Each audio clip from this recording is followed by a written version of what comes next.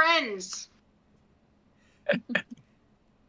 Greetings and salutations, everyone. It is I, Let's Go Rhyme Guy, back again once again, but this time with an episode of Curse of Strahd. Please, all the player characters, introduce yourselves and what you're playing as. I'm Chelsea Bunny. I'll be playing as Sheer Evergreen. I am Diva Night Rose Goldsmith. I'll be playing as Elcincia Intorica, a bard of great renown from Baldur's Gate, and also providing the voice for Irina Kolyana. And other various NPCs. Correct.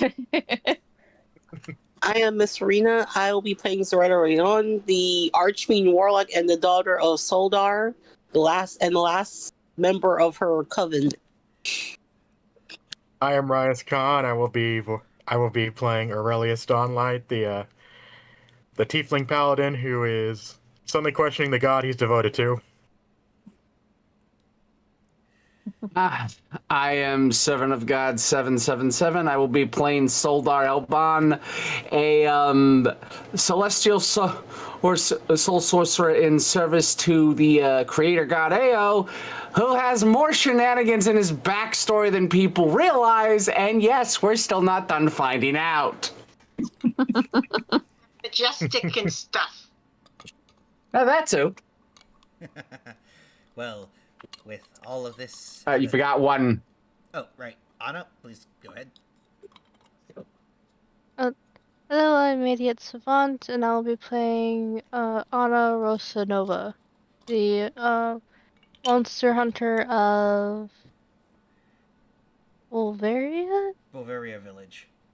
Barovia. Oh, sorry. Barovia. I almost said Bulgaria. It starts with a B. But anyways, now with the introductions out of the way, we should begin where we left off last session, where, let's see, D&D, map, where's the map? It's There a we map, go. it's a map, it's a map, Anyways, it's a map, it's a This map. is the map of the the village of Barovia, and you lot are heading towards the graveyard, because you have some bones to pick with a particularly dead man. Yes. Clever. Fun. And, this is... Oh wait, I thought we were doing. No, I thought we left off on on us channeling the opening the channel to Ao. Yeah, we were heading to the temple we were heading to the Church of the Morning Lord to have Soldar speak with the big man and then try to bless these remains that they found at there. Basically, he's conducting a ritual to put the spirits at that house to rest. Yeah. Also to get some answers as to what the heck we need to know. So, yeah, you might have skipped something. And with that, you all enter the Church of Lathander. And it is with this that, Aurelius, you feel a very heavy weight upon you, as though your soul feels lead weights being grafted to your armor.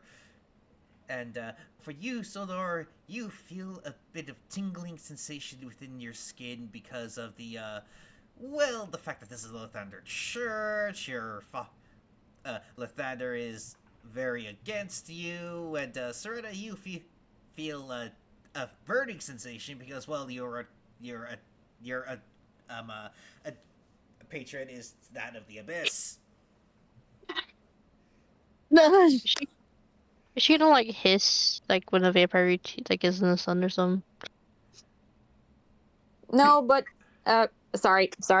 Try not to overstep. I mean, an item probably would just for the shits and giggles. Well, he does just because he can, because Lathander tried to have him killed. Like, at that point, my Soldar's immediate response: Lathander, you know full well what's going on. Lay off! Angry hiccup striped skin.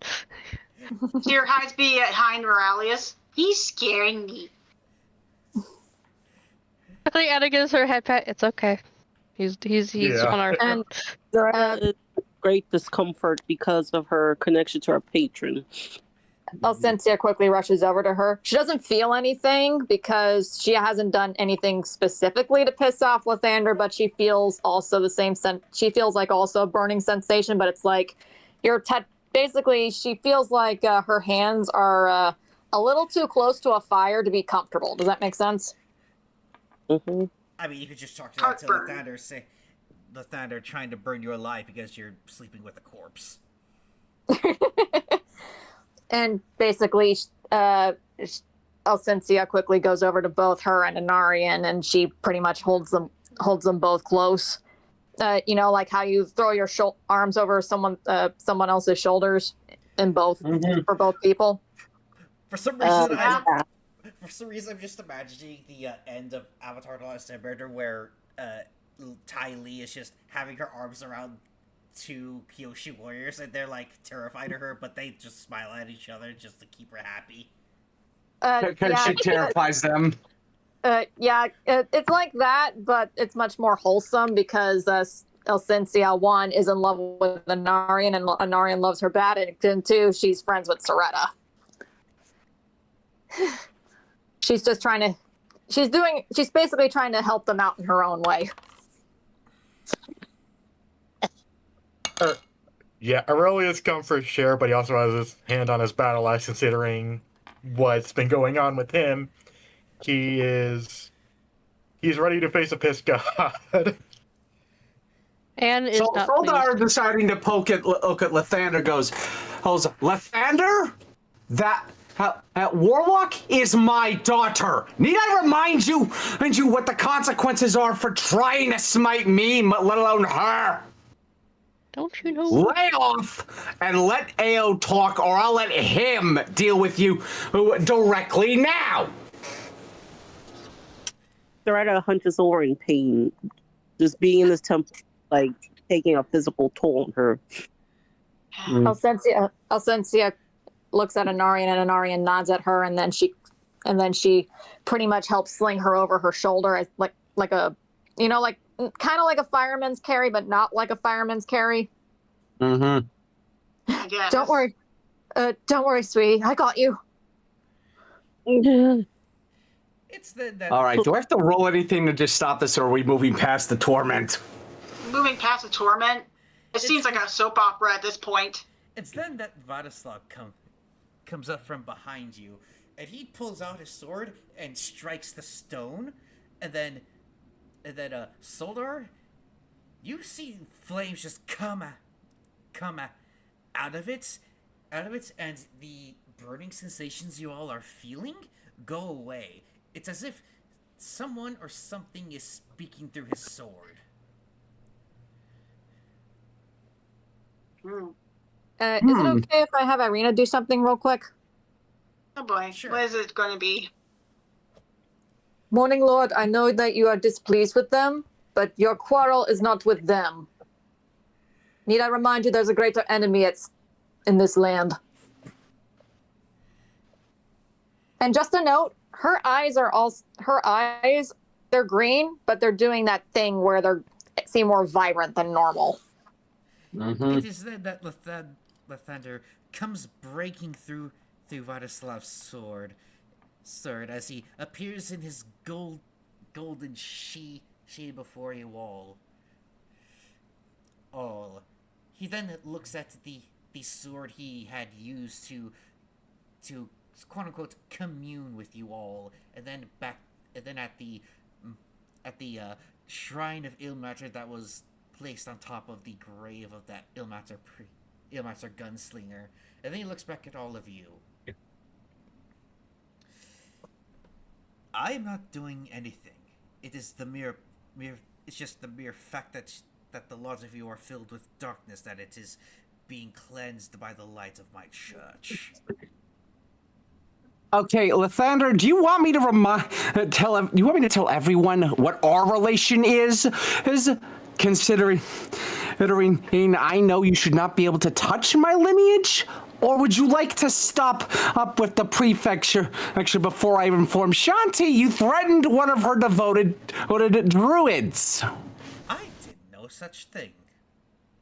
Really? So you didn't imply to Aurelius here that you would try and, quote, take away a share from him?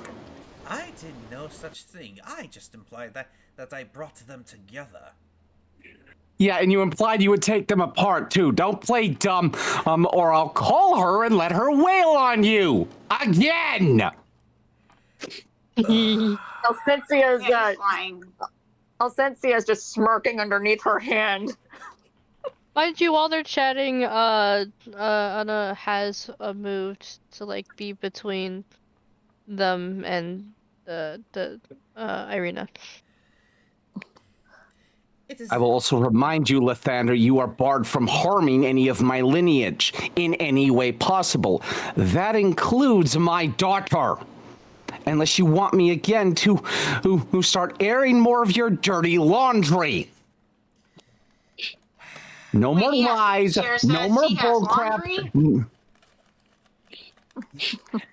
No more lies, no more of your bullcrap, no more of your half-truths and blatant leaving out details, including what you failed to tell me all those years ago. Or I'll simply let Shanti and Ao both decide your fate, and you know she's already mad at you.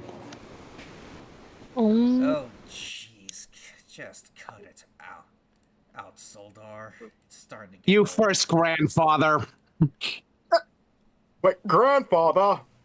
Why do you think I Father? said dirty laundry? He lied about the fact that one of my parents is his kid, and he's cheated multiple times on Shanti. And of course, this literally has Alcencia and Anarian both trying not to laugh, and both of them are failing miserably. I feel like I want to have Aurelius do something pretty dramatic here, but I might have to wait a bit. That's a wait. Your own actions, I wanna do something grand. dramatic. Let me finish. I have one more bit of snark at Lathander, if I may. Oh boy. Hold on, I'll Grandfather, type it your in the own group and actions have you guys driven let me know another if of your you need to wait. paladins Guys, from your guys. service. Guys, Guys. they're overlapping. I wanted Okay, to. Oh no, it's fine. I just don't. I'm just like, I'll type it in the group, see if you guys think I should do it now or wait a little bit. Let me get to my bed while you type then. Yeah. All right. Grandfather, you've managed to drive another of your paladins away with no relation to you this time, purely through your own actions and half-truths and leaving details out. Like, oh wait, there are ways to purge vampirism without death! You honestly think that we shouldn't be purging them? Their role! Did I say there was no? Did I say you shouldn't? I said there are ways without death. You absolute idiot. And yes, you are one again for multiple damn reasons. To the point, Ao has the equivalent of a certain sword hanging over your head. And if you ever step out of line, and you've already threatened my daughter when he has her under his protection, or did you forget that? Anime guy, Reyes sent something. Do you want him to do this? I do. Sure. Go right Come ahead. on. Go for it. Cheers rips to seal off the tunic. I'm yourself. Yeah, I got nothing to rip here to do sound effects, so audience, pretend you hear Fabric ripping. Wait. I might have something. I don't know if it's lined up. Hold on, let Chelsea do the ripping sound. Yeah, hold on. Let me just like. Let me see if I have. I can do this. Don't know if they got picked up. I didn't get that. Let Chelsea do it. Yeah. Go for it. Let me look at the thing. What is this? I ripped Sheer rips to seal off the Sever the God 77's character. They need nicknames. No. It's off of that's the wrong thing. It's off of Rias's character, not mine. Jeez. I want to do something. This mostly. We'd be doing it off of Rias's character, not mine. Or you could just take it from him and rip it to shreds. Actually, Chelsea, I got something you can say to this particular god. It's been revealed that he was cheating on your goddess. What? Yeah, this god that's before you right now, he cheated on the goddess you worship. You are wanna allowed smack to him? be angry, buddy. Be angry, Yeah. bunny. You want to smack him? Yes. I want to. Let me get a spin. Just Spin the clap your wheels. hand. Here's an idea. Oh yeah. Clap your hands very, very hard and have that be you slapping him in the face. Okay. Ow. Calm yourself. How dare you try to steal my man? I'm sorry, what? Oh. Did you just... And I guess since Aurelius ripped off the seal, No, Aurelius. a god serves his follower. He does not make his followers his slaves. I rebuke you. Aurelius, you're going to make a very big mistake. Do you want to be labeled... Ao already warned you about what you've done. You knew better than to imply anything in my direction or my daughter's. You were warned at my wedding because you were forced to be there. Shanti had a blade to your neck. And you think I forgot that you were warned all my offspring with her would be off limits as well as me? Did you think that wasn't gonna fly? What you did, what you threatened to any that I call mine, which is now this entire party, earns you his ire, and you forgot. He didn't just say my blood would be protected. My blood and those through any bonds that are genuine would be protected. His exact words. And you violated that multiple times over, grandfather. You'll be lucky if the most he does is simply make you a lesser deity. Can I have Alcencia do something? Yeah. She remembers an old tale from long ago that her mother sang to her. An ancient song about how the Earth Mother had fallen in love with the sun, but the sun had been proven unfaithful and then proceeded to hunt down a wolf that befriended her. Alcencia in this moment starts to sing a verse from this particular legend. Once a god of old, now a man of pain. My love for you a bittersweet refrain. In the shadow of the dread wolf, a love so You vast. didn't hear a snap and your vocal cords just cut off and you're now basically mute. What? Yeah. Okay. You're not Oh, Lathander, you seem to want to rack up death. I've been trying to contact Ao, and you're blocking him. And you thought he wouldn't at least be aware of what you're doing? You forget the direct connection I have means he's already aware. And that just guaranteed he'll probably show up in about 5 seconds, knowing him. If you lot would just shut up and let me talk. Fine. Last chance, by the way. Zara at this point is kind of passed out from the pain. And Anarian's also pretty much fighting, feeling like he's being exposed to the sun, but he's clearly not burning, but he's glaring at Lathander and he's practically hissing at him. He then sighed. I'm almost inclined not to listen to you, considering what you just did to my darling. I had to mute her so that way I could actually put some words to mind. He then snaps his fingers again and she has her voice back. That's still gonna be held against you. You do realize that. Oh jeez, Those were weird. oh jeez, and like it ain't gonna be the last, Soldar. It better be, because Ao's threat says the least he could do is make you a minor deity. Will you just One of the things he told me was... Just shut up and One of- listen to me, Soldar. Fine. Get on with it. Am I going to be interrupted? Not by me if you actually bother to get to the point. Alright then. Yes. So you lot might have some questions. do I have an inkling of a suspicion of what these questions might be, such as in perhaps the instance of your mission here? Considering Ao left a hint with El Martyr's priest in that tomb, in writing only he would know.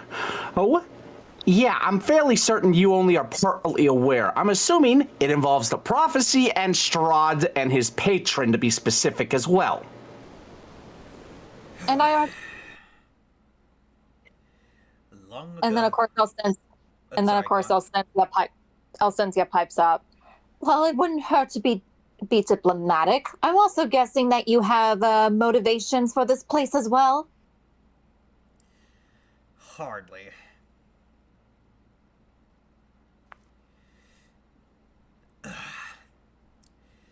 Listen, there's only so much I can reveal because this too has been said to me by Ao.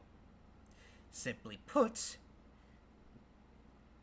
you, young man. He then points to Vladislav, and Vladislav is just glaring at this guy. Who? Me? Yes, son, you. You are to take away Strahd his throne. If the prophecy and all the hints haven't been obvious enough, boy. And it's in this moment, Irina pipes up, but it's not but it doesn't sound like Irina in this moment. My lord, as your willing servant from long ago, I assure you that I sought to enact your will, but I clearly had failed. Forgive me. There's nothing to forgive, Markovia. He then just sighs. Simply put, this is the confirmation that you lot are meant to help Vladislav gain the throne, whether he wants it or not. If Vladislav just pipes up, I still don't. Don't I get a say in this? No, you don't. No. Boy. I No. hate all of you. Vladislav, it's a divine prophecy. I may have issue with my grandfather here, but even I'm not stupid enough if Ao's the one who put it forth to try and fight it. That's like attempting to fight a raging rapid river with nothing to keep yourself afloat. Drowning's a certainty. Yeah, and let me remind you, boy, when it comes to Ao's prophecies, they will be fulfilled whether you like it or not. Unfortunately true. Oftentimes, those who attempt to defy their fate end up meeting their fate in a far crueler way. Don't even remind me about the stories Ale pointed out about self-fulfilling ones when he occasionally sets them forth. Those are just torture to listen to sometimes. Speaking from Who's experience, talking? are you speaking from experience, Tatiana? Because I could have sworn Ale has told you multiple times to let his will go, only for your repeated attempts to amplify the said prophecy, see that you didn't hardly had an inkling of a conception of.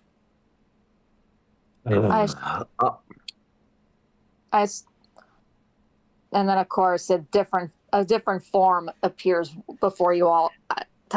Irina's face shifts again. I only want him back. That's all I care about. And yet you. I don't- Oh my gosh, it's a ghost. Sheer says, "Oh my gosh, it's a ghost." Then mimic or anomaly. Sadly, only neither want- of those.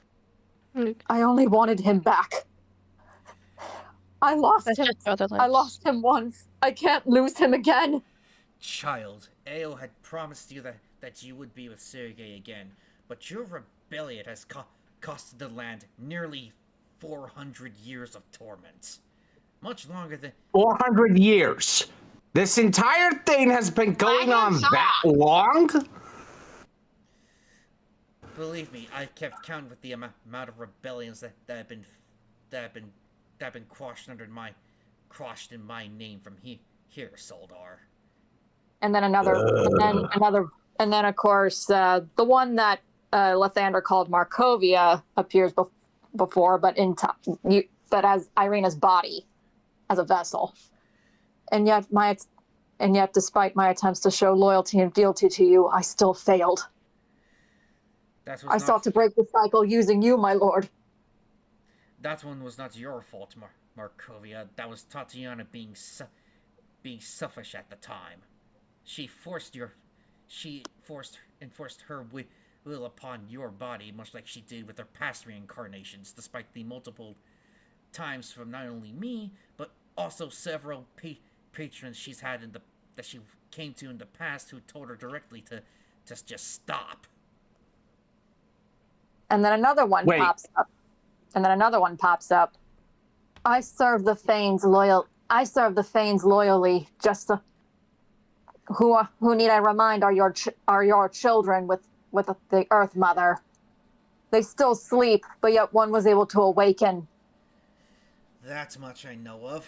You more or less find her spirit hidden within a doll in a particular witch's house in Vallaki. That much is all I can say on the matter on that. And then another. All right, I need clarity on this freaking prophecy. How long has this nonsense been in the works? Like I said, Sildar, nearly 400 years because of one particular character seeming to always trying to start shit. He then just glares at Irina, but more so, he was just glaring at Tatiana. And then another one pops up. I sought to free to stop the cycle. I had thought by freeing her, this would stop, but it didn't. I was reborn again anyway. And yet, did you not How many times has she been popping up Lathander? I'm very talkative today. You there, child of my wife. What is 400 divided by 20? Or 24?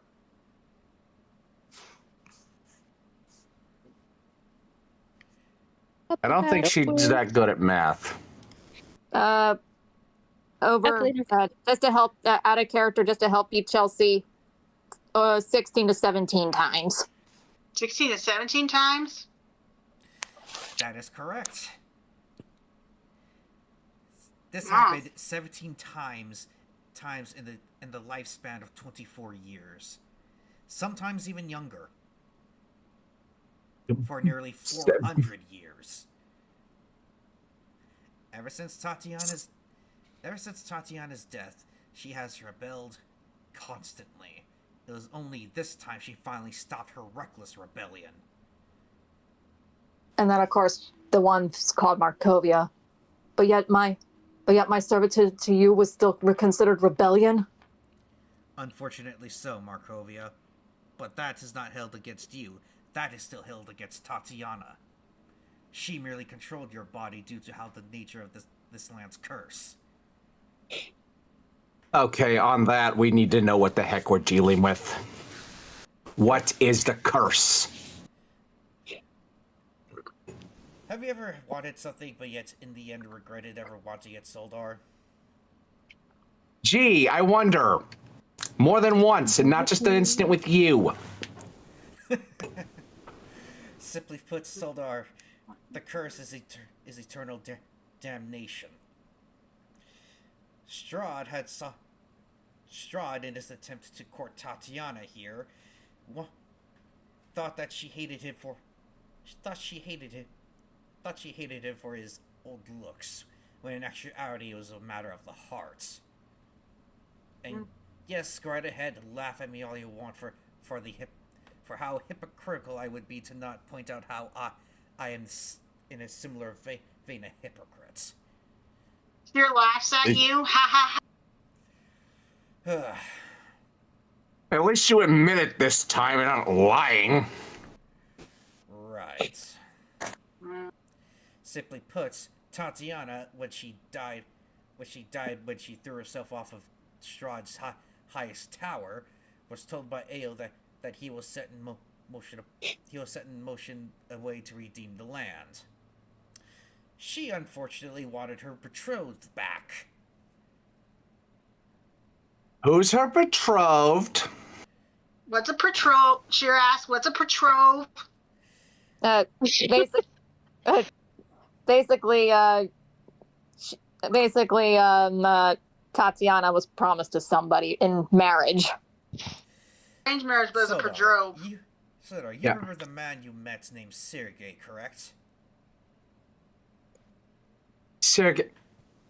You mean the one when I was dealing with that thing in Vladislav? Yes. The gay sir.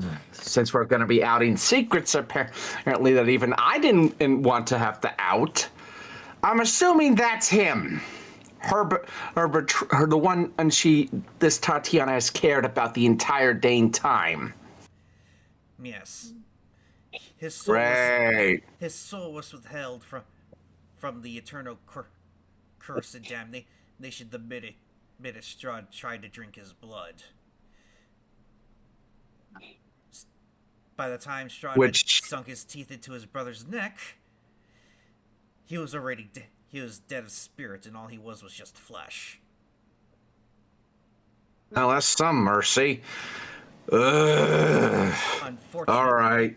Unfortunately, after Tatiana threw herself from Strahd's highest tower, it began Strahd's curse. He is cursed with immortality, but he is unable to bear heirs of his own. He is forever tormented by his deity with reincarnations of Tatiana. And he has failed every time he tried to get her to come to his side. Okay, that much figures, especially if Ao has a prophecy in play. Who did he make the bargain with? That is for you to find in the mountains. Oh, fun! We have to just search randomly the mountains and we don't get a clue, right? Or do you actually have enough of a hint for us to narrow it down to which mountain and cave? Give me 1 second. I need to partake in my maps.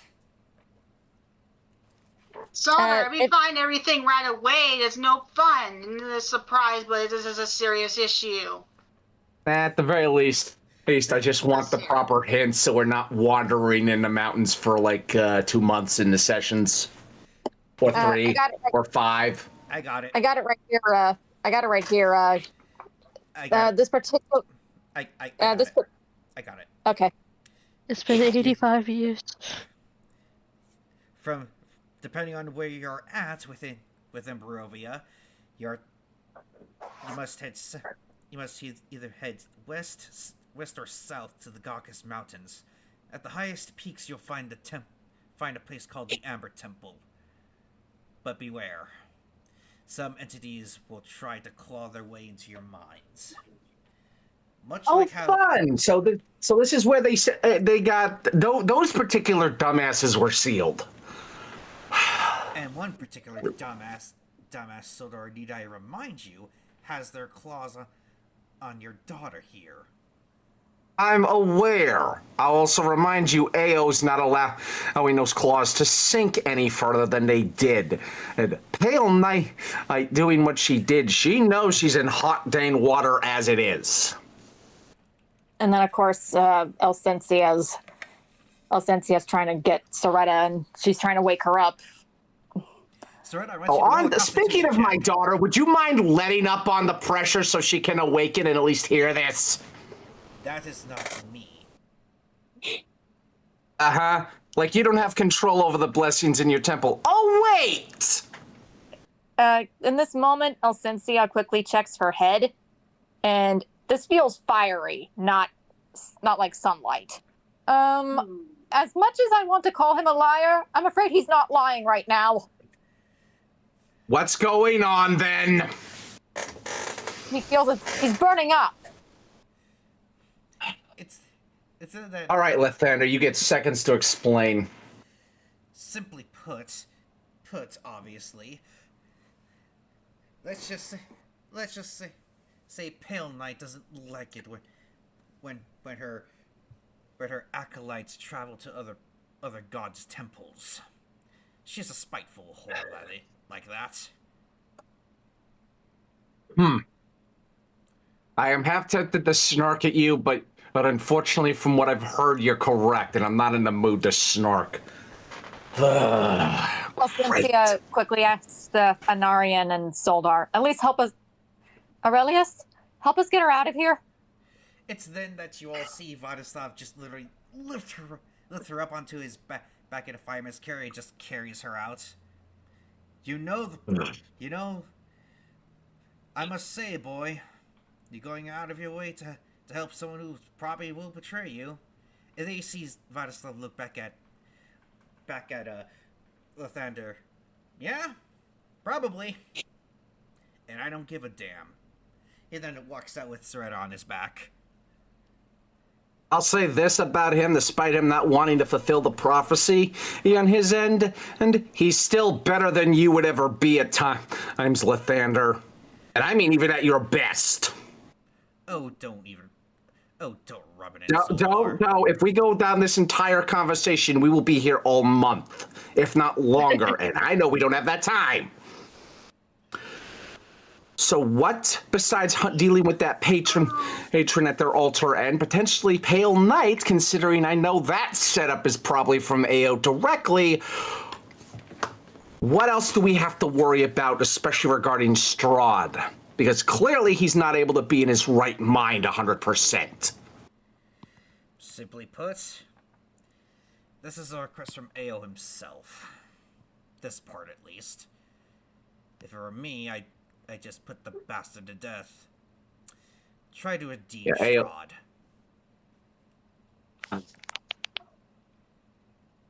That's at least something I've been planning in case he was at least he wasn't irredeemable. And yes, I know the standards AO would set. If he says try, then try is on the table. And that's why AO's a better patron at times than you were, grandfather. And then, of course, they'll send Sia on her way out to check in on Soretta. You may claim to be a god of light, Lathander, but you're reminding me awfully of the one that you seem to hate the most, the goddess you seem to hate the most. Oh, what was her name again? Oh, right, Shar. Do you want me to meet you again, woman? Oh, if you do, do not try that. You're not given permission to harm them, and you know it, Lathander. No. I'm just giving you some advice. I'm just giving you some mortal to god advice. If you want your followers to stay loyal to you, like Aurelius here was, you'd actually treat them so far better. If you would have been at least honest to me about my relation to you, I wouldn't have ever had leave to be questioning you like I was back then. The fact that you kept omitting it and lying to my face is why I will say she's not wrong in that assessment. And you know for a fact AO chewed you out for that. Are you quite done, Soldar? I am quite honestly this snarky around you by default, but for now, yes. I think that's a lie. He's not done yet. He's going to talk more.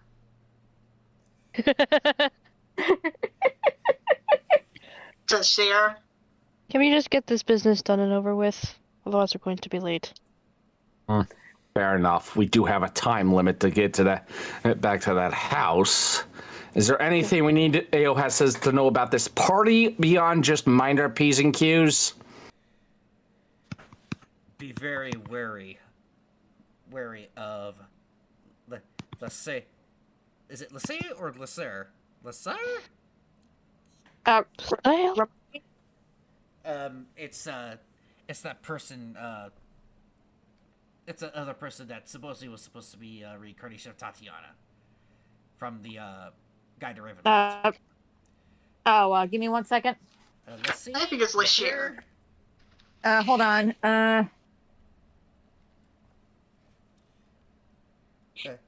Lissa? Lisa? Uh-huh. Lisa? Just stay. That's Elisa. That's Elisa. No. Lisa. Damn It's on page animal. 71. Oh, okay. Lissa.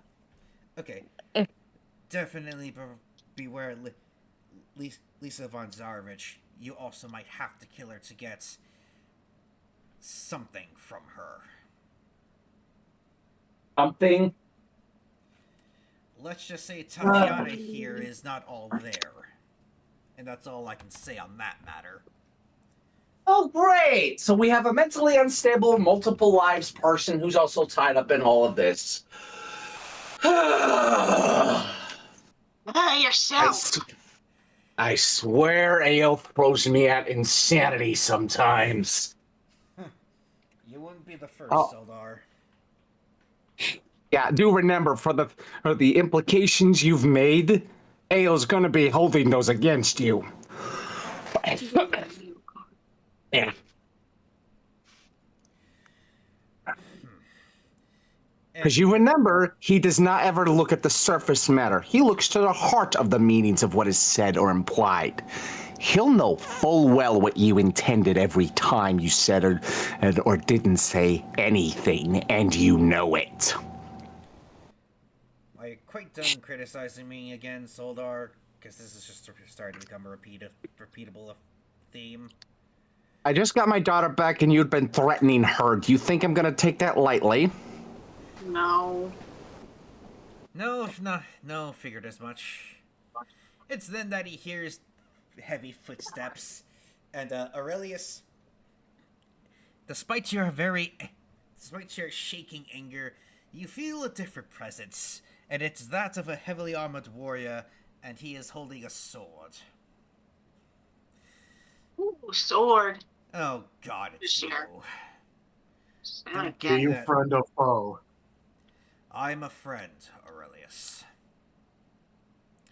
And I see you also had enough of Lathander's bullshit. And you just see Lathander just scoff. Just get it over with, Helm. I'm taking my leave. He then leaves. Hey, Helm. Nice to see you again. I see you're causing trouble for Lathander again. Oh, he threatened my daughter, threatened the party I've become friends with. You know, the usual him being a dummy and not realizing it's gonna bite him in the ass. I'll definitely make sure Shantia hears of this. He also threatened his Shanti's druid here. Like certain she knows that too. Oh, I will. Soldar just grins at that.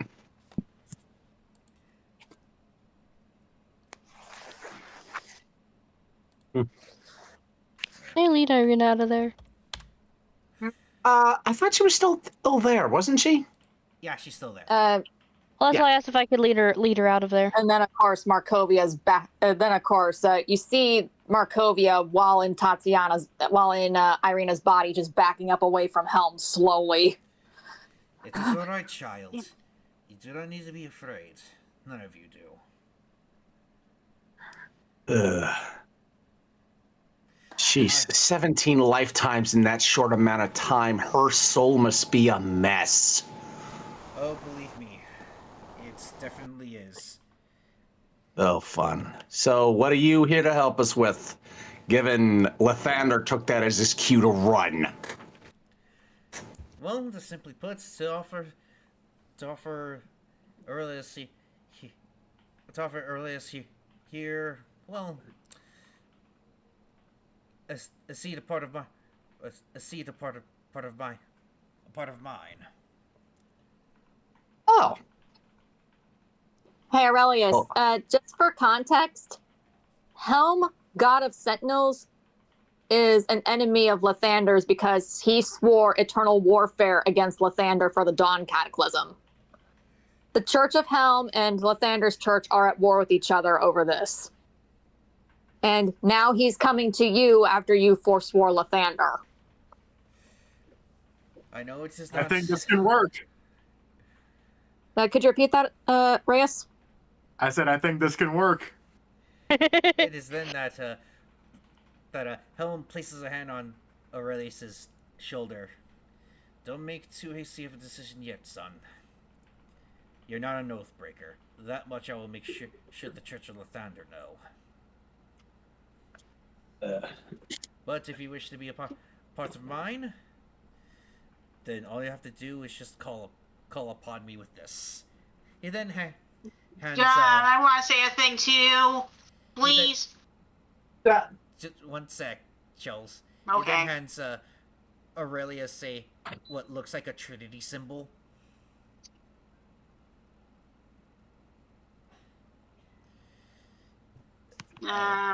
Aurelius? I shall think this over and come back to you with my decision. He then nods. He then turns to Cher, and I think you were trying to say something, young lady. My name's Cher. It's nice to meet you. If Reyes is going, if Aurelius is going, I'm going too. I don't want him to be picked up by somebody else, other lady. I imagine so, young one. Do make sure to keep Aurelius company. I'm pretty sure you'll be able to tar wrangle him sometimes. I am not even going to comment on that Helm, because I know full well what she's like. Are you sure it's not the other way around? He then looks to Adriana's still in front of Irina, like protectively, because she's like that. He then looks to Irina and Cher, then back to Aurelius. Also know, there is one within the woods that would offer you patronage. So do not be so hasty just to simply accept mine. Just think upon it. He then turns to Irina and Anna. You two need not be afraid. And Irina, I bring you good word from Ilmater. And it's in this moment that all the other lives that you kept seeing flash around Irina's body and changing her go back to Irina. My lord? He says, well done, faithful one. You honor me greatly, God of Guardians. Ilmater has spoken highly of you. I have no doubt about that. He and I are the greatest of friends. Though one thing I must say though, do keep an eye on Vladislav. Of course, we're comrades in arms. I mean more than that, Irina. For this is a matter of the heart. He has no love for this place, as you've all have seen. But he is the key to this prophecy. But remember to be gentle upon it. I understand. Can I lay off my teasing on him, or am I still good to do that? Ao asks that you lay off the teasing. It actually is pissing off Vladislav a little more every time you do it. Fine, I'll restrain myself if it'll help things. I shall have to ensure that Stoldar doesn't open his mouth and insert his own foot. Yeah, it's his favorite thing to do, apparently. You young ones always are very amusing. But with that, I'll need to take my leave. He then rips... I do need to ask one thing first. No, you asked enough questions. Ah! One final thing regarding my daughter, Utter Helm, if you don't mind. What might that be, Soldar? After we deal with Pale Knight, who would you recommend I point her towards for patronage? Because I doubt she'll consider AO. Need you even ask? Another goddess of the moonlight. Let's...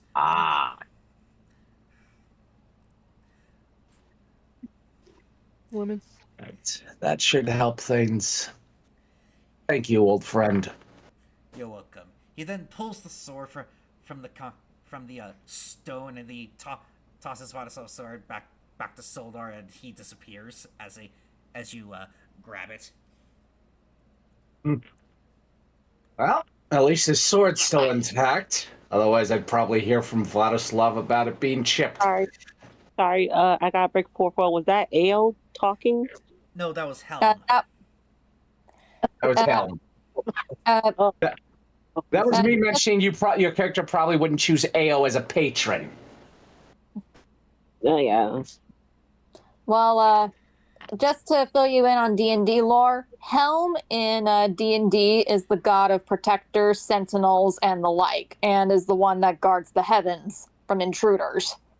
And he holds a grudge against Lathander for what was called the Dawn Cataclysm, and it's this Dawn Cataclysm that resulted in the death of the goddess of logic and pragmatism, Murdain, whom, oh by the way, was Helm's lover. Mm-hmm. So Helm is like the D&D equivalent of... Sorry, I've been muted because I'm coughing and hacking at the storm.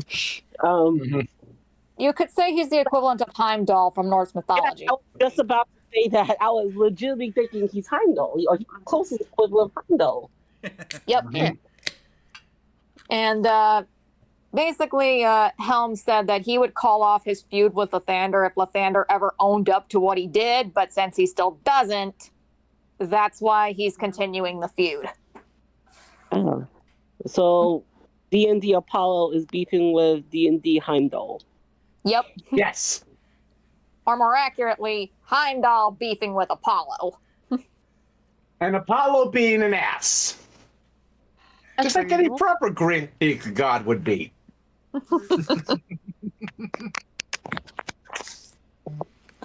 So, On the side note, though, in response to Sildar's comment about if he accidentally got a chip on the sword, Anna would just comment, "If it did, I would be able to fix it."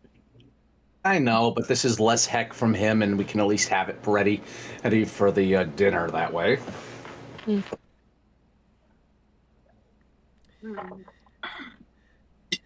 There's also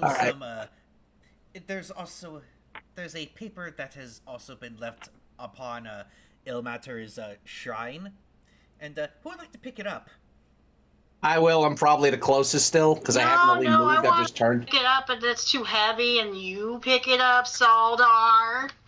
let Chelsea do this. Let Chelsea do this. Okay, fine. I'll let her do it. All right, Chels, or should I say, Cher? You see a piece of paper that's been put upon Ilmater's shrine, and you pick it up, and as you read it, you look over to everyone, and essentially it reads, "Do not worry, Heinz is being tormented for 1,000 years alongside a particularly nasty guy."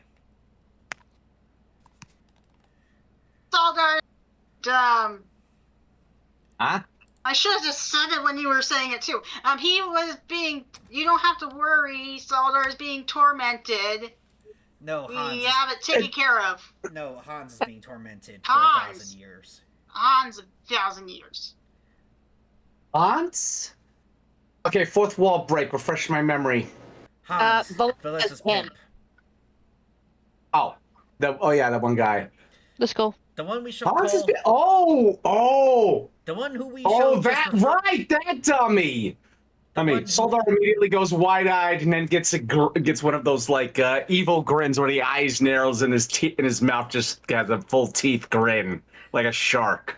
Basically, he's the equivalent of D&D's Jeffrey Epstein, but if he actually Yeah. died... Yeah. 1,000 years of torment. Soldar goes, couldn't happen to a more vile piece of trash. Cher, keep that note on him. I'm going to show the others when we get out of here. You can, at least, that way. So that way we don't have to worry about that. Okay, Cher puts the paper in the pocket. I was going to say, puts the paper in the cleavage.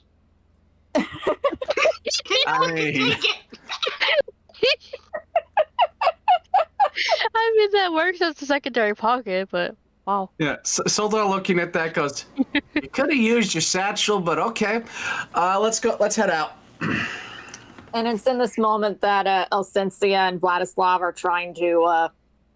Just a note: right when Aurelius was leaving the church with Vladislav and Elsensia, he, you know that whole eyes. You point to your eyes, and then you point back at the person that you're looking at. Anarian did that. Anarian did that to Lathander. She should. As is tradition. Yeah. Because he did not forgive nor forget the fact that he tried to have him killed. Mm-hmm. So, of course, he's watching over Elsensia and Vladislav trying to wake Soretta up. It's then that Vladislav just reapplies some of the herbs to Soretta's bite mark on her neck, and then just gently gets some water into her throat. Come on, Strahd, wake up.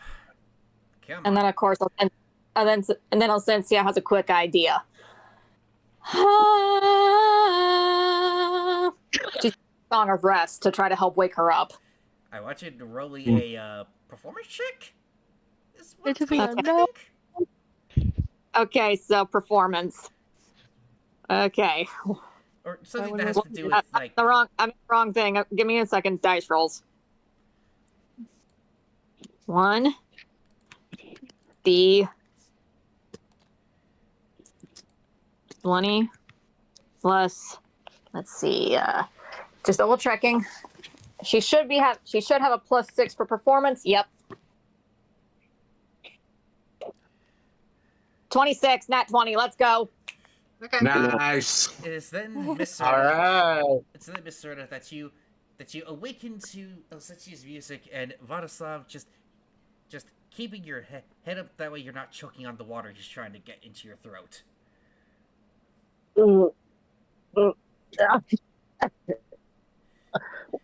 Please, I can't. She kind of moves the water, what was she, kind of basket or something? He has a water skin, so you gently push it away once you finally wake up. Yeah. Oh, sorry. Soldar comes up to them, hands Vladislav his sword. Here. Helm removed it, it's intact. He then puts away his water skin and then grabs his sword to sheath it. Thanks. No worries. Yeah, quickly hugs Soretta. Glad that you're all right.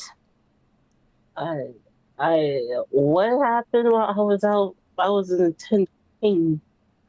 Lathander wasn't the one to blame, or should I say, my grandfather, your great-grandfather, wasn't the one to blame. That was Pale Knight being upset you were even in that temple. She's a rather vain and capricious bitch at times. And that's putting it nicely. Nicely. Speak to her about what I have to chant. You won't be able to get much out of her. She doesn't budge on that. She tends to burn any of her followers who dare enter any other temple but her own.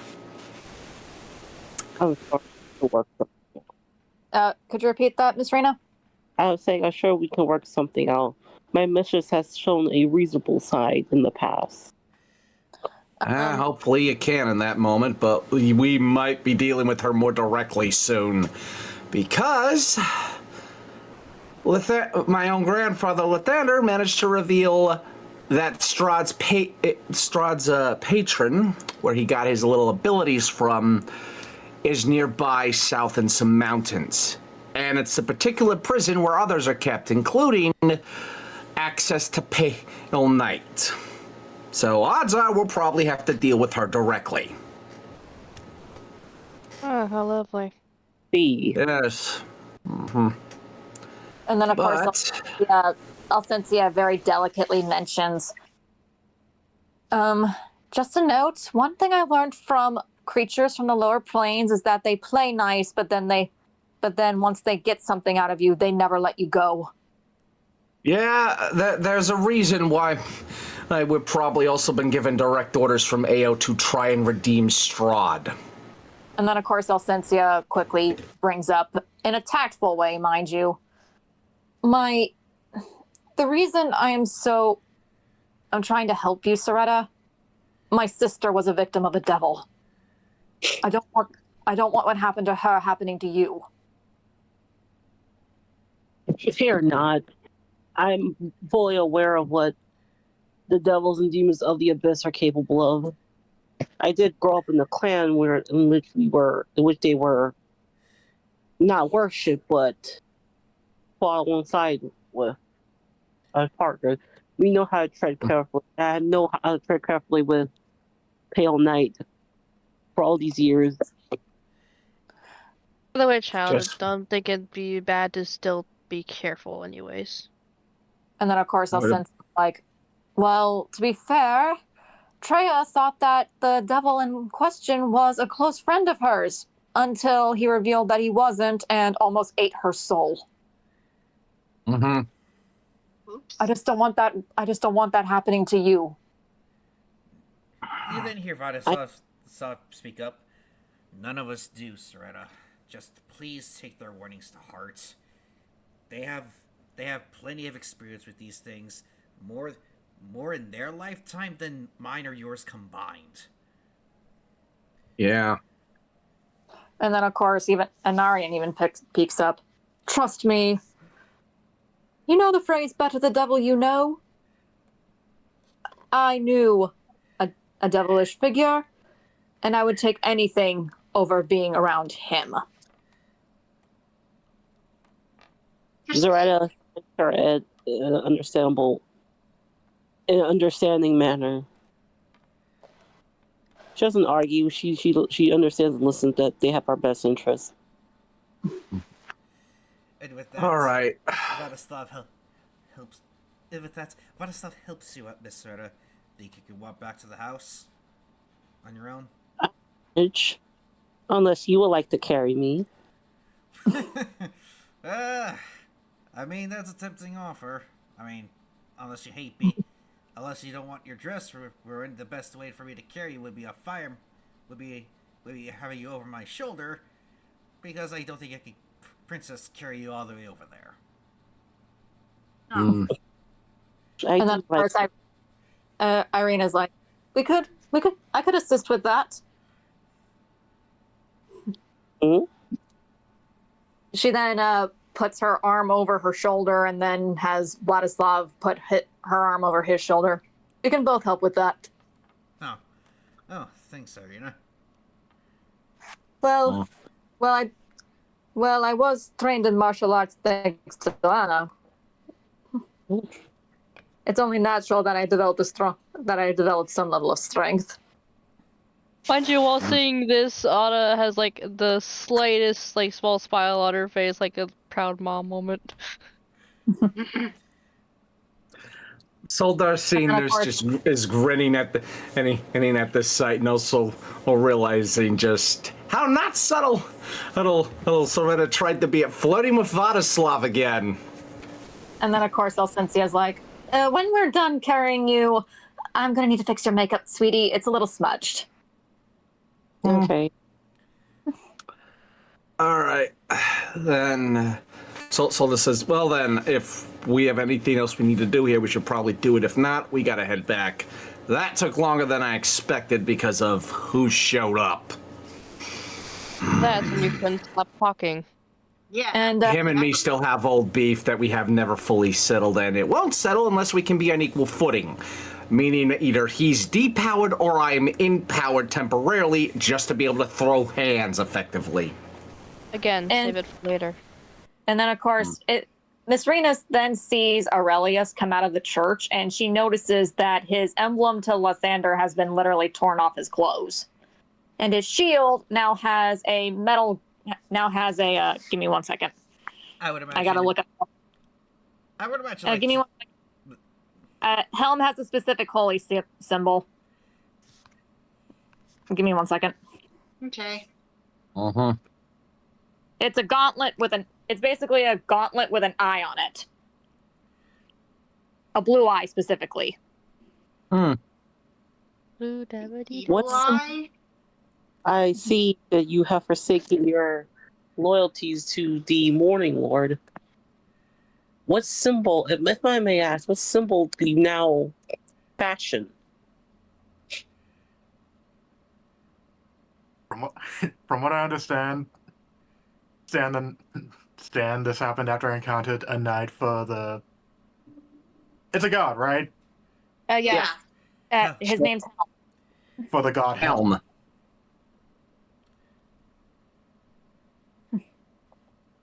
Helm. I've never heard of this particular deity. He's been a friend to me for a while. He's the god of guardians, sentinels, and generally known as a protector. And Lathander, in a little cataclysm he did, caused the death of his lover. And he's had a feud with Lathander ever since, unless he willingly admits to what he did.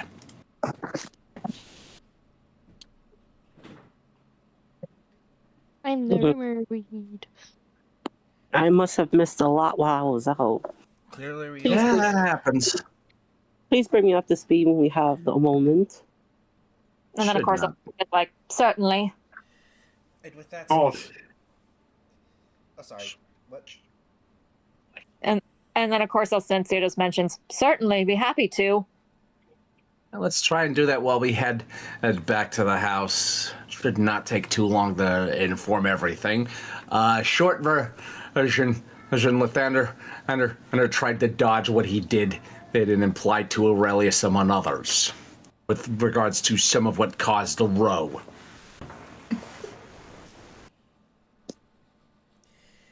And as you all walk and talk, you walk back to Anna's house.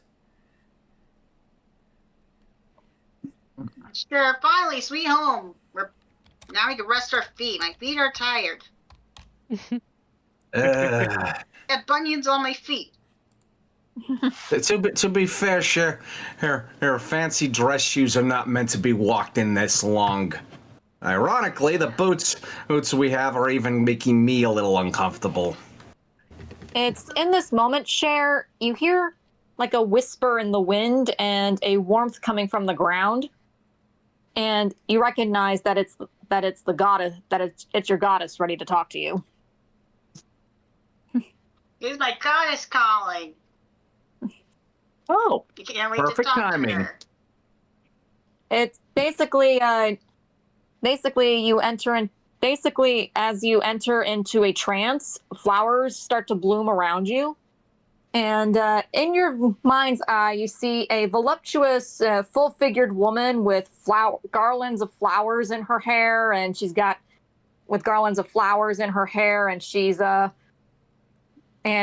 a bouquet of roses in one hand and a farmer's scythe in another. I apologize on behalf of my darling. Yeah. What'd you say? Nah, you could go first. Mine was probably just mush. I apologize on behalf of my darling. He made a promise to someone he knew he couldn't keep. Nor did he ask my permission or consent, even though I was okay with the match. But yeah, he decided to offer you up to Aurelius anyway. But despite that, I see that he has feelings for you, and I will not begrudge him that. Yeah, regret. Yeah. You need not He's a to. nice warlock. He's a paladin. Paladin. Indeed, he is. Had he not been gallant towards you, I would have had the earth swallow him up in a heartbeat. But that fate shall not befall him, since he's been nothing but a gentleman to you. Oh, Unlike my husband. You all hear the two of you just hear a beep. What's a pinging? That's No, it's a what meep. Oh, I can do They- meep. Gotta whoop that ass. I'm sure those hips don't lie. So she then gives your head pats, share, and pretty much strokes your hair in a motherly way.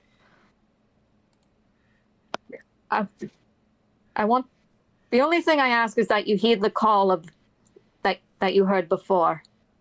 My daughter needs your help, and I think you are the key to help freeing her and her sisters. Share says, I'll do my best to protect her with my life. I'm sure you will. And I'm sure you will. And if my darling's hearing this, despite the fact that he's clearly going to be finding himself in a pile of manure for what he's done. I promise. I believe that you are the means to freeing this land from its barren state. And all I ask is that you free my daughters. Follow the voice that you heard before calling for Vasilisa. That's how you'll be able to awaken them. Yes, my liege. I'll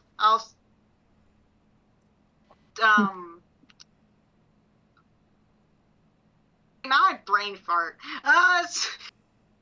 So give her a nickname. I'll give this Leela Teen keep her safe. I'm sure you will. Now, go with your companions, but be careful. That devil with a lying tongue might try to coerce you into doing something against your will, and he may force you to abuse the gift that I had given you. Oh. Do not let him. I won't. Good. Cher gives her a hug, or am I not transit that I can't give her a hug in my mind? You can give her a hug. She welcomes it. Hopes. Just a note, though, this would scandalize the druids from your circle because you're so casual with the goddess. But she doesn't care. She clearly welcomes it. Yay. That's like giving a hug to Jesus and being like scandalized by it. And then but we're looking at you being scandalized. Oh, how dare you touch the Lord? Like he welcomes the problem. Yep. The problem with people like that is most of us Christians look at them and goes, "You mean and you never had that? How cold is your life then?" And then of course, strokes her hair and he's like, "Now go be with your friends. They will need your help, and especially Aurelius, Aurelius." Yes, I shall. Till we meet again. Bye. Farewell, little one. And then, of course, in this moment, she just scatters into a mist of numerous rose petals and wheat stalks. Mm-hmm. And when you come out of your trance, you not only see where your feet are. They're covered with flowers and scattered rose petals and wheat stalks. Oh, flowers. It's pretty on my feet. Has Soldar noticed this? Knowing you notice everything, so you probably will. Or at least Aurelius. I'm asking the DMs. Well, That's going to require a perception check. Elf Krenla, hang on. Okay, reminder for you, Soldar, I think that's a regular 1d20. It is. I have the sheet pulled up. Give a sec. Also, anime guy, after we finish off this house, do we move up to level 5?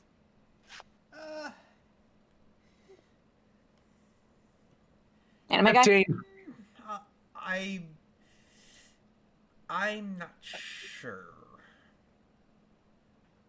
I'll think about it, and I'll let you know next session.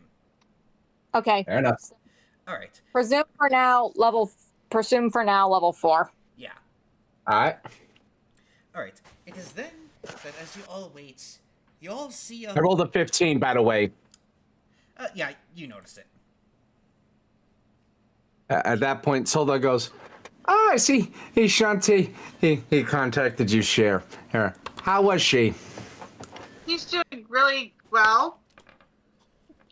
That's good. Gee, I'm yeah. assuming Lathander is back on her list of going in a pile of manure among other tortures. Yeah, he belongs in manure. He says I might be magnum opus importance. As per usual. It's nice to know she's still willing to deal with him in a proper manner. All right. And then, of course, Elcynthia's like, Elcynthia just smiles. Well, given that if the legends regarding the Moonshine Isles are true, he did more than just cheat on her. Oh, yeah. Just say I got proof of that details and leave it at that because I'm not talking about what I saw. Okay, good. Also, credit to Seether Scald for the song I was singing because I love that song. It's a fan song for Dragon Age Inquisition. That's all I'm going to say right now. Okay. So we go to the house right now. Yes. Yeah, you guys are at the Oh, house we're at the right house. now. Yeah. Okay.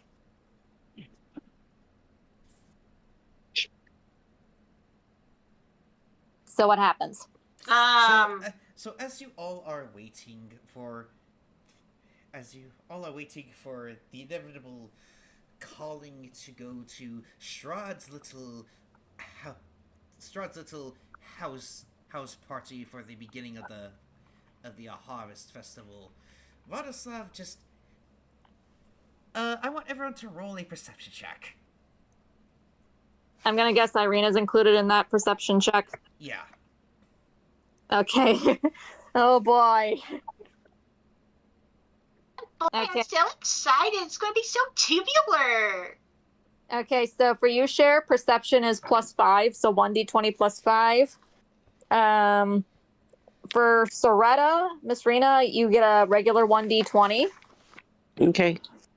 Aurelius, you get a +1 for perception. Anna, you get a +4. Anime guy, could you roll for both Irina and Anarian? Sure. What are theirs? Irina is +3. Probably rolled it wrong. And Anarian is +3 as well. All right. Rigged, I tell you, rigged. Yeah, Chelsea, you put it in. 25. All right, am I rolling as well for perception, or did I, or because? Yes. Oh. All right, give me a sec. 20 +5, sweetie. Well, All right. So Anarian has a here- 10. Here, Chelsea, just put this equation in. Just put in this equation. oh. And Now I'm rolling for Cynthia. And Irina got Okay, a why am I rolling? 19. Oh. Cynthia gets a +2. And she rolled a 6.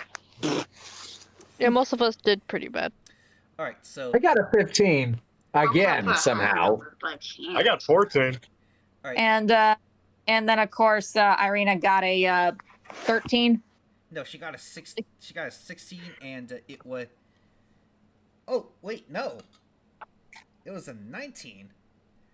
Okay, so Irina definitely noticed it.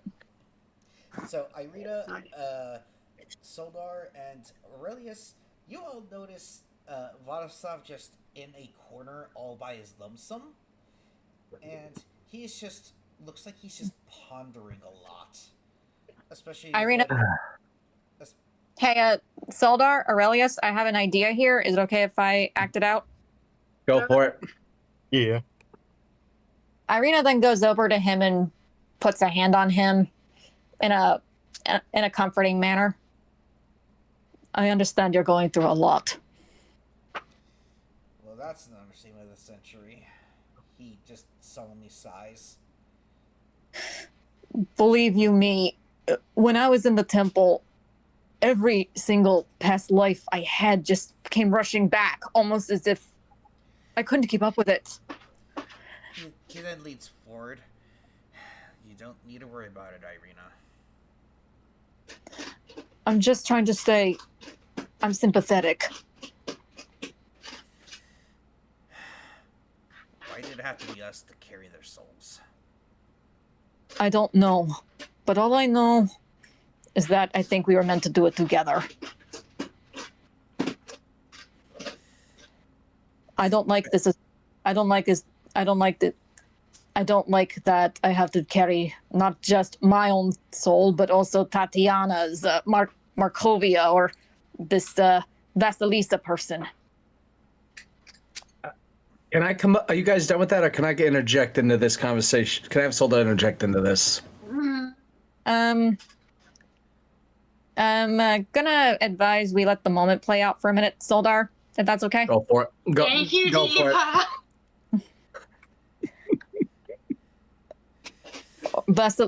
Vasilisa, Markovia, or Tatiana. I'm not. It's overwhelming. Long before that night when that devil attacked, I was plagued nonstop by dreams and lifetimes that I'd never seen in the waking world, and not to mention everyone thought that I was cursed because of my red hair. Why would they think you were cursed because of your red hair? Anna has red hair. Strawberry blonde, apparently, and my shade of red means that calamity is to come. That's why I had to dye it for a long time until, after finding that shrine, I realized I didn't have to hide anymore. Ilmater would protect me. I see. And I'm sure he would protect you too. If you're trying to preach to Harrietta, you're preaching to the already converted. Except mine has always been Helm. Helm is a good god. Although apparently Ilmater, Torm, and Tyr are allies of Helm as well. So I've heard. They all agree on protecting the innocent and safeguarding and offering a safeguard against the wicked. I'm gonna be honest, Irina. I don't see anything innocent here. It's all rotted from the inside out, honestly. I don't want to be here. I don't want to do any of that nonsense. So tired. As much as I don't like being here either, unfortunately, it's the only place I know as home. And if it means to save the people in my village, I will do it, even if they disdain me for it. Imagine, if you will, what would happen if, say, that, from what little I overheard from your comrades, I apologize in advance, but imagine, if you will, say, you grew up in Daggerford and it was just as rotted and besotted as this place. What would you do in that situation? And you actually had the power to actually commit a change to actually help those that are under your command.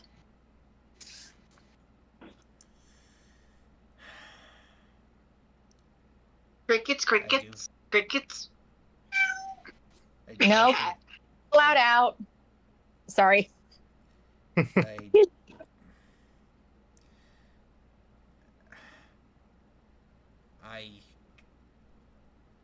wouldn't know, Irina. The way I grew up in Daggerford, hell of a lot different than here. Well, like I said, I may not like that I was born here and trapped here, but there are people that need my help, innocents that need aid, and since I am the sister of the burgomaster, I have to look after them. They're my responsibility as much as my brother's. Even when half the men here are committing infidelity to their spouses, given that brothel seems to be very well open and running. I don't like that it exists. But given the fact that Tatara is working with what little she has, I understand why she's doing what she's doing, even though I don't like it. Given what we have to work with within our means. Right. And would you condemn? I also would ask: would you condemn the children to suffer the same rot here? Would you condemn the children stuck here to suffer as well? I don't want to let that happen. He looks away. It's a little. It sighs a little. Just he feels conflicted because on one hand, all he sees is rot, and on the other hand, there are people who don't deserve the lot in their life that have been forced to be stuck here. And well, he is still of the opinion that people make their own choices. And in the end, the village, if the village itself here has that much deep rot where half the men are literally committing infidelity on a constant basis, that a literal whorehouse could be out in the open, then he's not sure of the moral fiber of the people there. Well, would you also? You guys mind if I interject into this, or are you still? I want to interject first before you interject. Yeah. I'll be right back. I'm gonna go get a bite to eat. Okay. I'm gonna interject. I'm gonna go eat. Okay. Actually, Miss Soretta, I want you to roll a insight check. Oh, have mercy. Okay, Insight for you, Miss Soretta, is 1d20 plus 2. alright. And if you need... All right, Ooh. so you, Miss Soretta, you actually listened in on this, and what are your thoughts and feelings? And what do you voice to Vladislav and Irina? Can you summarize their conversation?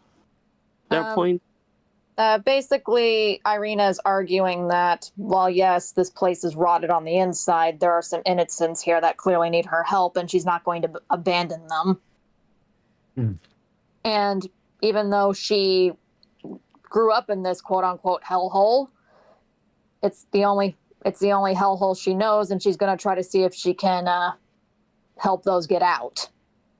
Not literally speaking, mind you, there's no way out of Barovia. But figuratively speaking. Does that make sense? Mm-hmm. And for Vadislav's point of view, all he sees is moral decay that's from the top down, and he just doesn't see the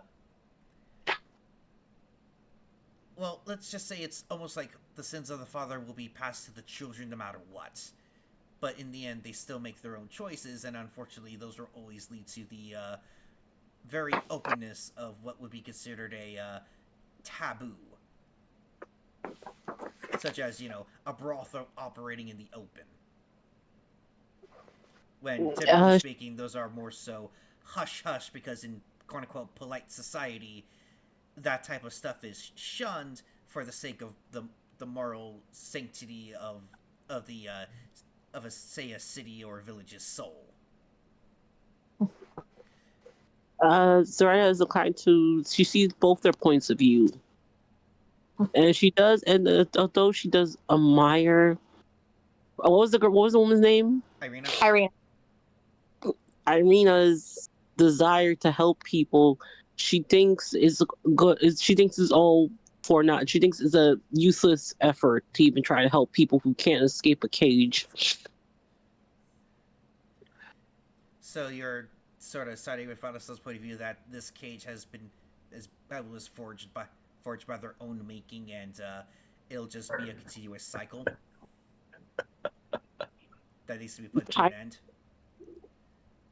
Kind of, but she is open to the idea that if they could find another way, they should try it first. Right. I'm cold and wondering why. All right. Do you mind if Soldar interjects now? Because there's something I can easily put into this. To yap. Does anyone else have anything to say before we allow Solar to? Well, Elsinsia and Anarian are currently talking amongst themselves over the fact that, once again, Lathander's being a prick, but obviously because they didn't pass the perception check. Mm-hmm. What does Aurelius think of their conversation since he's overhearing this? Reyes?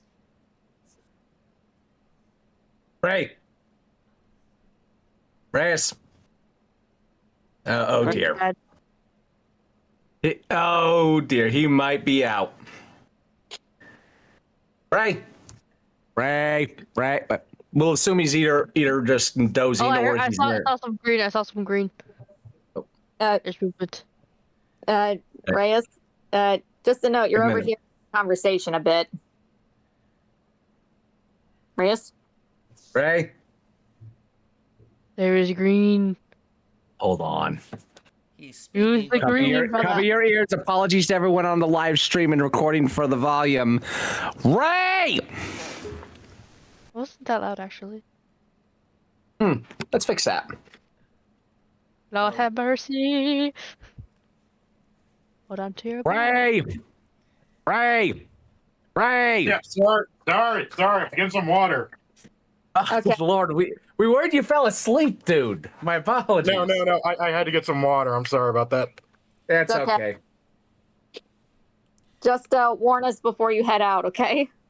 Yeah, sorry. I didn't think I was going to take that long. That was my bad. Okay, so just a note, you're overhearing their conversation just now because you passed the perception check. Right. And, Do you need us to sum up anything? Yeah, just real quick. Okay, so Irina, she's arguing that even though this place is a hellhole, there are innocents trapped in here in this proverbial hellhole, and she's going to do her best to help them. Whereas Vladislav is of the opinion it's all rotted, just let it go to hell. Would that be accurate? yeah, essentially, the rot is too deep to fester. It's better to kill the infected rather than to let it spread, so to speak. And as a reminder, Aurelius, you took an oath of devotion, aka you're the knight in shining armor. You protect the innocent, you defend the weak. Your word speaks only truth. Vladislav, if there's any innocent here, we have to save them. They don't deserve to suffer just because they are here. I know, Aurelius. I know. Vladislav, I'm not going to be teasing you anymore, and yes, partly because it was outright pointed out you're getting more annoyed by them, and I don't want to put you through that. Right. Listen, as in cases with this, it's only someone who can see the full depth of the rot is often the one who can easily deal and remove it. You being able to see it is probably part of why you are meant to be the mover, because you're the only one who would be able to know it's fully gone and dealt with. You are in the position right now to do it. While Ael could probably raise up another, he's asked this to others through those who speak to him. If not you, then who? Point, declare. Find who is better or as equal as you would be to see and remove the rot when in power. Because if you can't, you're it, man. And that's the only thing I can say. You can see it, and if you ignore it, that will be held against you. And even your mistress would hold it against you. And then just sighs as he just ponders what he's heard from the three of them. I'll think about it. All I need you to do right now. You may change your mind later, you may not. We shall see. It is then that you all hear a knock upon Anna's door. And Anna, you open it to see Rahadin and a carriage. Are you and your guests ready to go? Miss, I'm sorry, what was Anna's last name again? Rosanova. Are your guests ready, Miss Rosanova?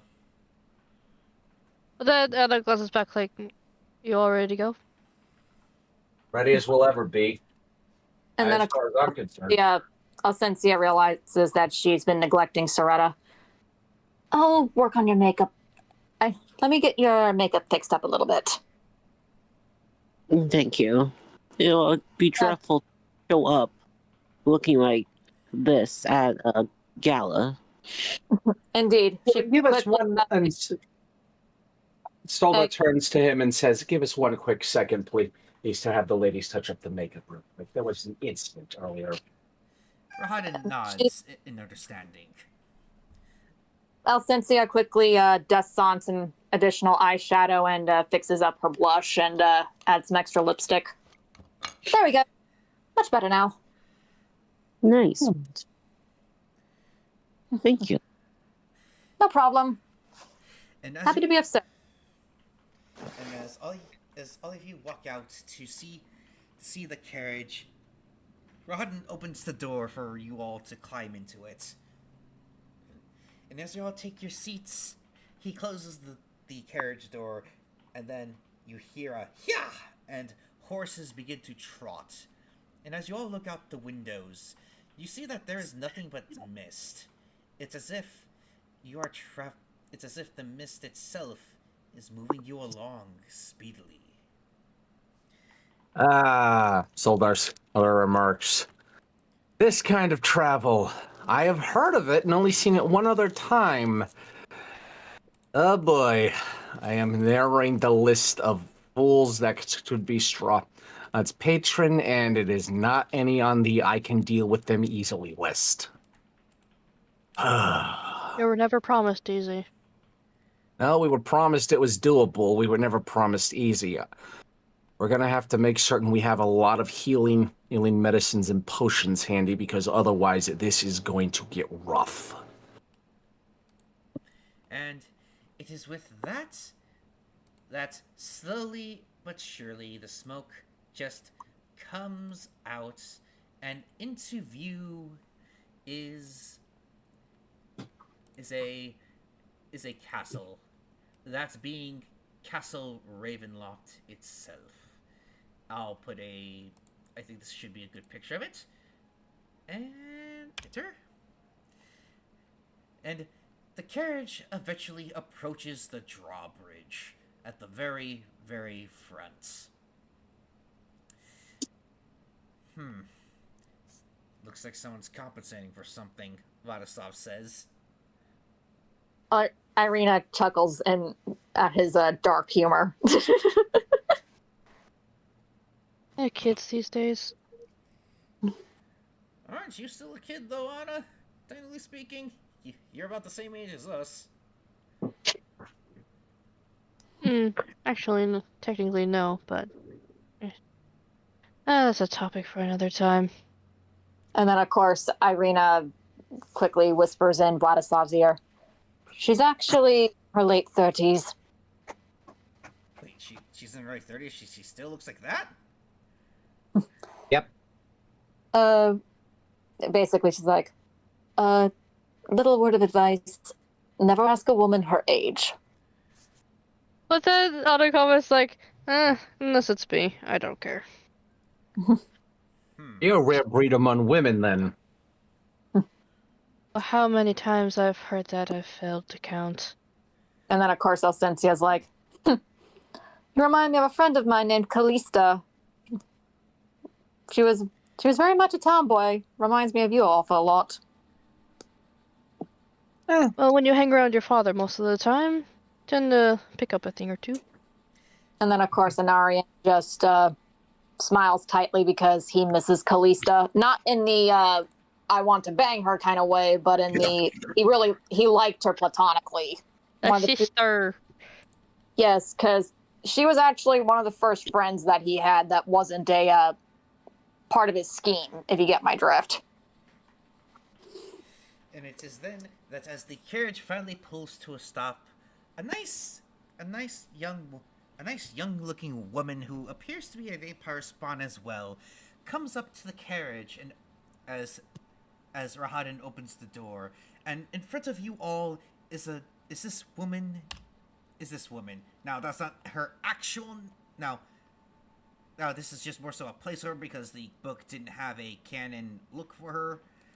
Let's see, where is it? This chip girl.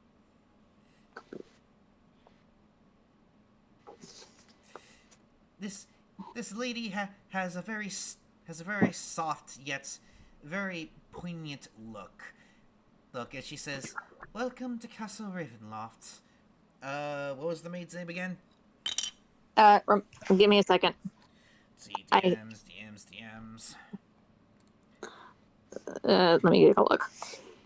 Maid. Helga Ruvak. Greetings. My name is Helga Ruvak, and I am the head maid of Castle Ravenloft. Please follow me. And then, of course, Alcencia, being the diplomat and the noblewoman.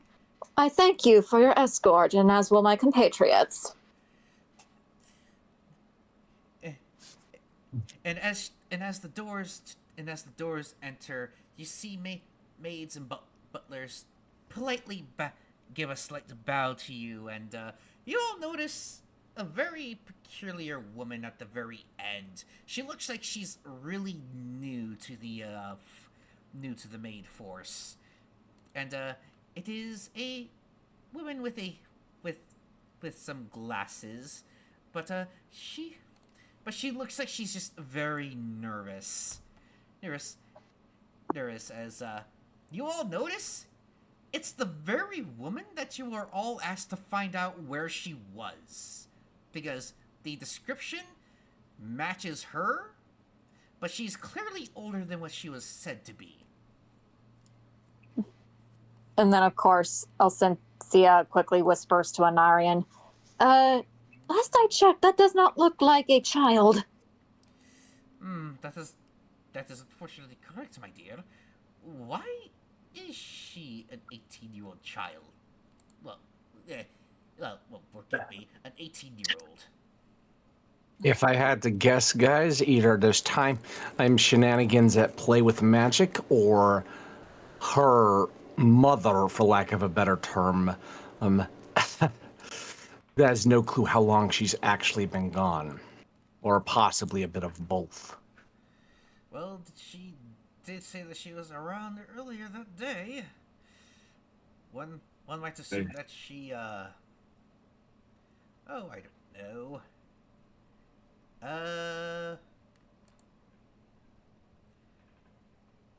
Well, how should I put... Like, Anarnia's like, well, how should I put it? Perhaps the mother was insane, like how she was initially called Mad Mary? That would be the other possibility, is that she deliberately can't remember the actual age because of said insanity. And I put a sort of stand-in sprite for her in the DnD art. So she's very nervous and is just trying to be as courteous as ever. Oh, well, welcome to Castle Ravenloft. And then, of course, Alcencia is being polite. Miss Gertruda, was it? Oh, yes, that is me. I have to ask, but your mother said that you went missing. Are you sure you're all right? Oh, yes, of course I'm all right. Just a little nervous is all. For first gala being a maid to and all. Take some deep breaths, child, and calm down. There's no reason to be nervous if you have a decent team with you, okay? Oh, right, of course. Please, this way. Hmm? And it is then, Anna, that you see Gertruda just have a small smile on her lips, as if it was a very motherly figure approving of her daughter's actions. And then, of course, Irina's like, despite her, I can't believe it. I thought she was with the way Miss Mary kept talking of her. She said that she was a child. How? She's probably stuck. Miss Mary's probably having her mind stuck in thinking she's a child, so she can't perceive she's an adult. There's It happens to some parents when they become very obsessive. a part of a reason why she's called Mad. Mm-hmm. That would And fit. then, of course, this has Irina sigh a deep sigh because she feels like she has personally failed because this child ended up not only having a controlling mother, all under her nose, but also ended up in Castle Ravenloft. Irina, do not fault yourself for this. No good leader catches everything. Some people unfortunately fall through the cracks no matter how good you are. To be too obsessive is to become like that woman did on a grand scale, and no leader wishes that for themselves if they are wise or sane. I know I just can't help but feel guilt because it happened under not only my brother's leadership, but under my care. That means you care enough to actually be worried even though you did miss it. That is rare among leaders. If we can't, try to at least convince her to leave. We can't have her staying here, especially not with what that devil might have in mind for her. Calm yourself. Don't assume anything about how she's been treated here. Let it come up naturally to potentially find someplace safe to stay. But if this is the only place she feels safe from her mother, you will not be able to convince her. That is my only warning. All right.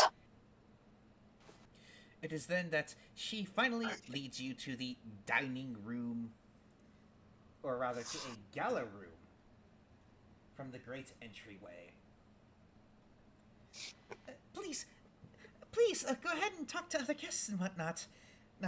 Dinner will be ready in about an hour once Lord Strahd is ready. Very well. Thank you for your aid. And then, of course, the feeling a sense of care for her. Of course. Oh, and young one, your mother said she then gestures to Sholdar to hand her the doll, and does he slip it to her behind her back? I immediately just kind of show it to her. Her suddenly goes, "If you want this back." Oh, it's been a long time. Mother. She gently takes it and rubs it gently with her thumbs before hiding it into one of her many, many made pockets. Thank you, it's just... controlling Muller and all. If you do not feel comfortable around her, we will make no mention of that you being here. Please. I've been stuck in that house for my entire life. I was afraid it was such. So that would explain why the brothel owner said no child had been near there. You are no child. And then, of course, Irina then walks over to Gertruda and quickly hugs her and whispers in her ear, "I am so sorry."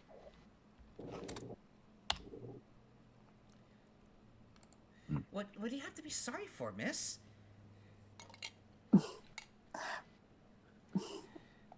Her family was charged with watching over the village, and she is upset that your problems were completely unnoticed by her or her brother.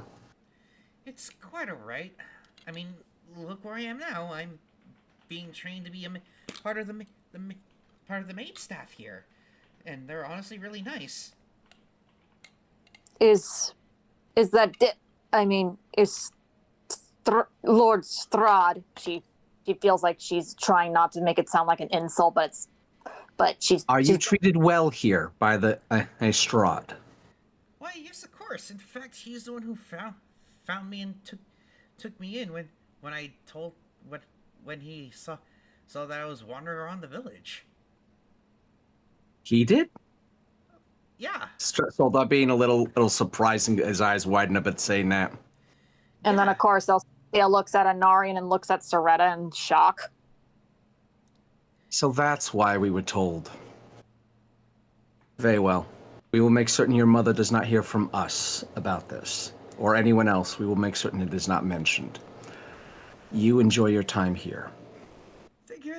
Thank you very much, sir. Please enjoy yourselves. She then leaves to be a part of the rest of the maid staff while guests are everywhere and just talking to one another. And I want everyone to roll perception checks. Oh boy, I already know someone who's at the party, but fun times. Okay, ow. Oh no! I call mulligan on that. Sorry, Okay, it's just... Dice, you were cool with me before. Be cool with me now. I trust you. No. At this point, the bot's trying to screw us. No. All right. do you I want to trust roll you. Good perception, right? That's it. I'm getting the physical dice. Hang on, I gotta I'll- make sure I actually roll. You want me to roll a physical dice for you, sir? Double shoot. Yeah, please. Oh, Okay. I got a nat 20. Yippee! I did Okay, 19. I'll take it. That's Okay, better. come on. Be nice to her. And it's a 13. That's better. Who wants to take this 119 I have? Huh? I'll give Anastav this 19. Well, Okay. Give me 1 second. I gotta roll for Anarian now. Plus 3. And he rolled a 6. And now for Irina. 1d20 plus 3. How did she roll lower than... Okay, I'm using a physical dice for this one. No, wait. We can make this work. Okay, Alright. so... I'm scared. All right. So, who got what? I got a 20. I got got I rolled my 23. physical because I there's no way I can roll that because I know some of this stuff coming up. Okay, so Saldar rolled a 20, Aurelius rolled a 19, both were physical dice. Miss Rena rolled a 13 with physical. Okay. All right. Miss Elsencio rolled a 16, Anna rolled a 23. And Anarian rolled a 6, and Irina rolled a 4. Also, for now, I'm also going to roll quickly for share, just in case Miss Chelsea pops up. All right. So, Just to be nice for her. all right. With these rolls, there's several people you guys actually identified. There is Madame Eva from the Vistani encampment. There's Ephraim and his daughters with Lenore. And then for you, Anna, you notice the Villa Civics. The who? Wouldn't that be the Wachters? Oh, sorry. You notice the Wachters. The who? The Wachters. They're the family that that tried to set up Aelith to get married off. Ah, right. There's only one guy I tolerate. All of them can burn in hell. Just a note, you had yet to meet the sister of the family. Is Yeah. that sister there She's now? Or somewhat Yes. okay until I verify her character. Yes. is that now? Yes, she's there. Okay, so you recognize the Voctor family. It's their matriarch, Fiona, and her 3 sons, Nikolai, the one that you mentioned that you somewhat tolerate because of his relationship with Aelith, and then there's Richter, and then there's Carl. Insert llamas with hats joke here. That kills people. That kills people. Oh, sorry, I didn't know that. Carl. And All the memes must happen. and Stea Luna, her daughter. Anybody else that we recognize? Other than those people, no one else you do not recognize, save for also Irita's brother, Sergei, or not Sergei, but Ismark. The gay sir. Brother. Sister, why are you here? We were invited. Of course you were invited. Good calamity. Not just me, but everybody in our little group entourage. I see. So, Yes. I see. Though So, I honestly do not know more than these people, more any of these people, honestly. And you all watch like the entire group of all these lords and ladies, and none of you recognize them, and they just all feel off to all of you. Okay, okay, do I notice anything about where they're from or no? No. So I can't identify them from anywhere I've been.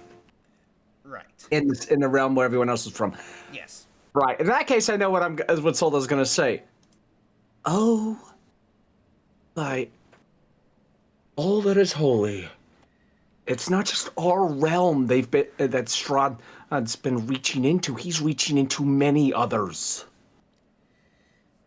In fact, if I'm overhearing some of those people, right, I recognize some of their lands from stories.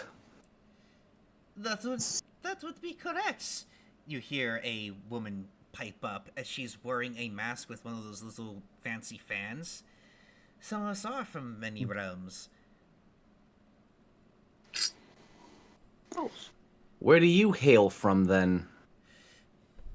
I am from Dermentelu. I am Duchess Sidia Din Harari. Can I have Elsensia roll a history check? Sure. Okay. One moment, please. I gotta pull up her file real quick. Okay, history is a +3. Work for me.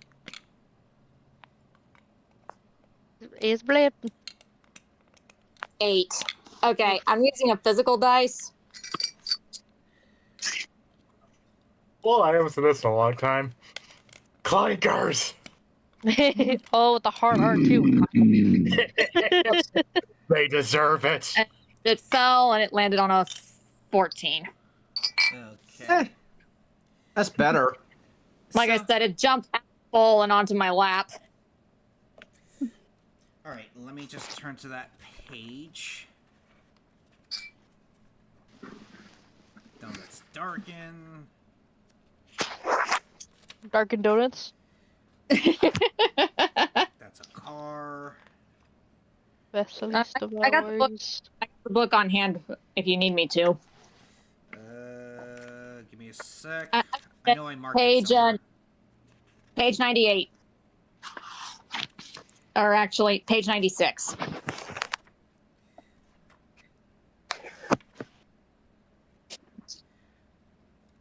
Walk 500 pages and I will walk 500 more.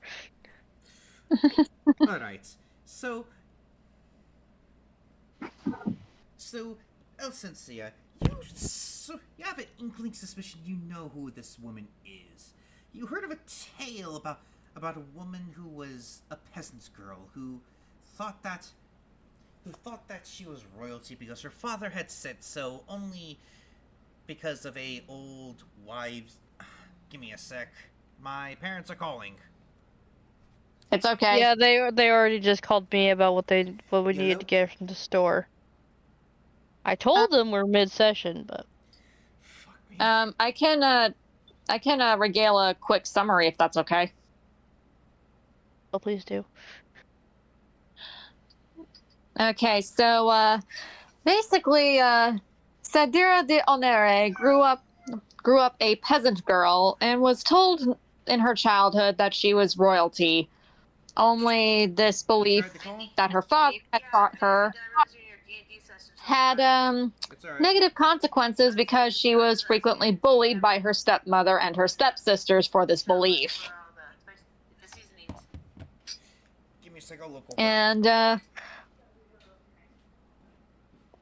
eventually a grand masquerade was announced where a duke was seeking a wife. And Sadria so desperately wished to go, but she was denied by her stepfamily. But then, thanks to a kind grandmotherly figure, she granted Sadira's wish, bestowing her a magnificent dress and fine jewels. And at the ball, Sadira had charmed the Duke and had began to contemplate murdering the Duke so she could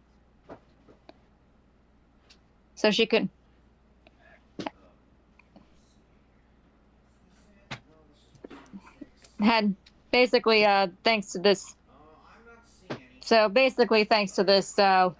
kind grandmotherly figure, she was given a glamour and a glorious dress that made her irresistible to all who beheld her, and she had charmed her way to the Duke of the land.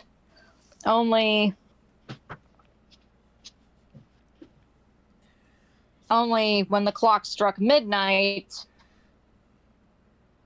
a plague had broken out, affecting both the Duke and Sadira. And then, of course, this is like a twisted. All right. It's a really twisted Cinderella. It's pretty much Twisted Cinderella, yes. Only this Very twisted Cinderella. Holy cow. It's Cinderella meets Mask of the Red Death. Yeah, it fits. And then, of course, look that up.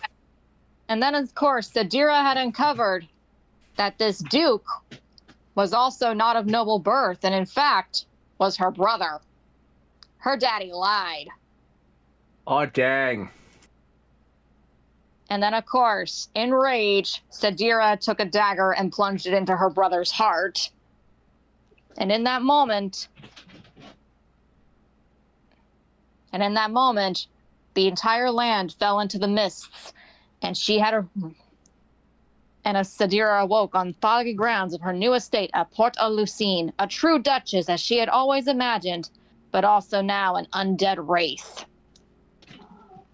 Forever dressed in elegant gowns and elaborate masks, those around her must accept the obvious lie that she is a living woman.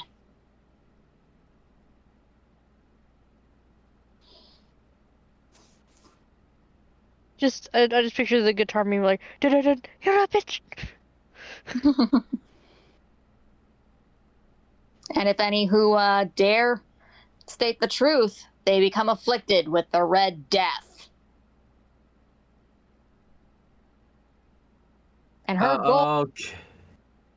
goal, to unmask and destroy pompous fools who pretend to be what they are not, and aspire to a higher station than what they deserve, and fail to maintain the appearance of normalcy. Oh, dear.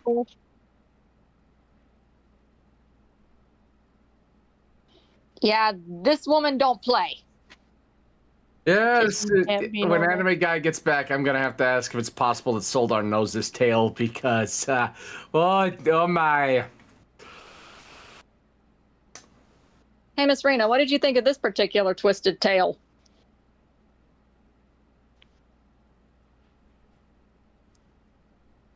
Serena? Miss Rena? Oh, sorry. I keep forgetting I unmute. I find it very interesting. It reminds me of that Russian version of the Cinderella tale. There's a Russian yeah. version. Oh yeah, Vasilisa the Brave or Vasilisa the Beautiful. Yeah, it kind of reminds me a bit of that. That's how Yeah. much the tale. Yeah, I call Vasilisa the Beautiful death metal Cinderella for a reason. Hey, you're not wrong. What has The happened to base of Cinderella. How are you? I am under the water. Diva already summarized the story, basically. Okay. So, as she looks upon you all, she decides to try to entertain you all. It's something tells me that this is your first time here. And then, of course, playing diplomat. Of course it is. And then, of course, she does a formal bow. Madam Sadira de Honore, it is an honor to grace us with your presence. Okay, quick fourth wall break question. Does Soldar know this lady's tale or no? No. You don't know more than half of any of these guys, save for basically the Corvinuses. Right, hang on. Just a little fourth wall break. Is it okay if he knows the emissaries of Valkovnia, since he actually knows the source material they came from? I will never not be a Dragonlance fan. Sure. And the fact that I've said that with my sister awake means she might pop in the room. Okay. Okay. I just wanted to ask. I didn't want to overstep. Okay. Sure, but you'll have to do the heavier lifting on that end, because I know nothing about Dragonlance. Well, that's easy. If I don't know, I can usually just poke at Michelle and see if she remembers. Okay. Like I said, if basically the emissaries from Valkovnia, he'll know where they came from. Mm-hmm. All right. Should I do Chelsea? so? Hey, Chelsea, we're at the party now. Oh, yay, Yeah. party. All right. So Soldar getting a hint that the full name being mentioned and by Elsintia implies he should be polite. Also, does his best to bow he can. And I must admit, I have never heard of you, madam. Many have not, but still, one does not always know everything. This is true. Yes, my home is that of a small island. Many things have happened there. Though I must say, you all are very peculiar to me. But perhaps I shall say more later. I shall bid you adieu. She then leaves, fanning herself. And then, of course, Soldar immediately leans over and whispers to Essentia about how bad would making her upset turn out. very bad if the legends are true. Oh, heck, she's one of those types. I thought something fell off. And then, of course, she quickly whispers carefully, so this way none could hear her. She is known as the Red Death where she's from. Oh, crap, that's a title few get.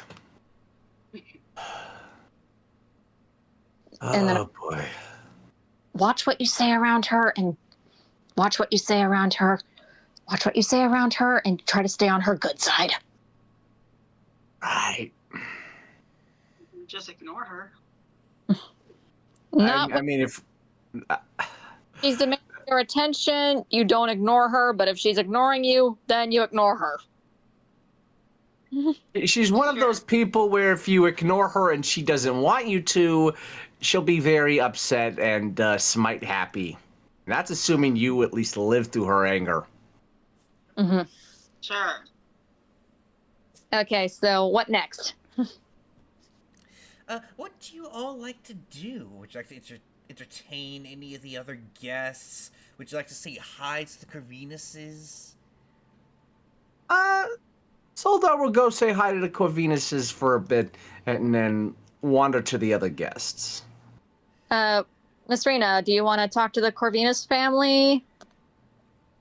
Oh, yeah. Well, yeah, I'll do that.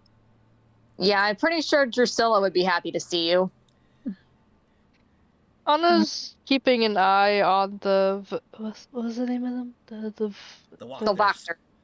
The Voctors. She's definitely keeping an eye on them discreetly, but she's also staying with Irina because mother mode.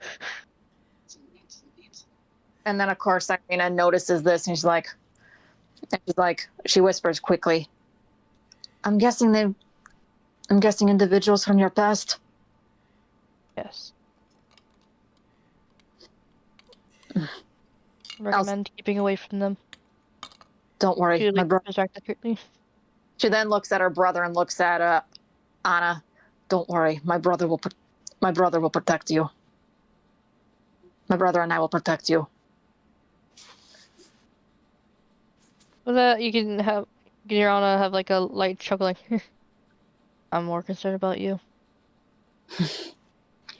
I know, we're in that devil's domain. Aurelius, Cher, what do you want to do? Do you want to catch up with the Corvinus family? Do you want... who else is here that we know? Madam Eva. I'll talk to Madam Eva. Aurelius, do you follow after her? Yeah. Alcensia decides to... Alcensia and Anarian are kind of stuck. Part of them want to go quickly say hi to the Corvinus family, but part of them also want to quickly talk to Madame Eva about what the heck was going on with those cards. So she's like, since you didn't like being at that house, why don't you talk to Madame Eva? He's like, so glad you can read my mind, darling. But then again, I never had the chance to meet with her. I'm like, I'm sure she might explain that card that was on your person. Indeed. Let's divide and conquer. So Alcencia quickly agrees to go to follow Soldar and Soretta, and Anarian saunters over to Aurelius and Cher. It is then that And we're gonna go... Yeah? It is then that Madame Eva notices Cher quickly approaching, and she just gives this nice grandmotherly warm smile. Oh, and is it you, dearie? As she takes a whiff from her pipe.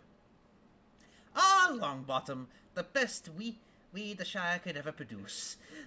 How may I be of service, young one? We were just wondering how your day was going. Oh, it is very, very good so far. Aurelius, adventuring your house? Or no, I'm not supposed to say that. Just say that you were adventuring across the land and you've made it. We were venturing across the land and you made it to Barovia Village like you said that we would. You made it to Barovia's village like you said we would.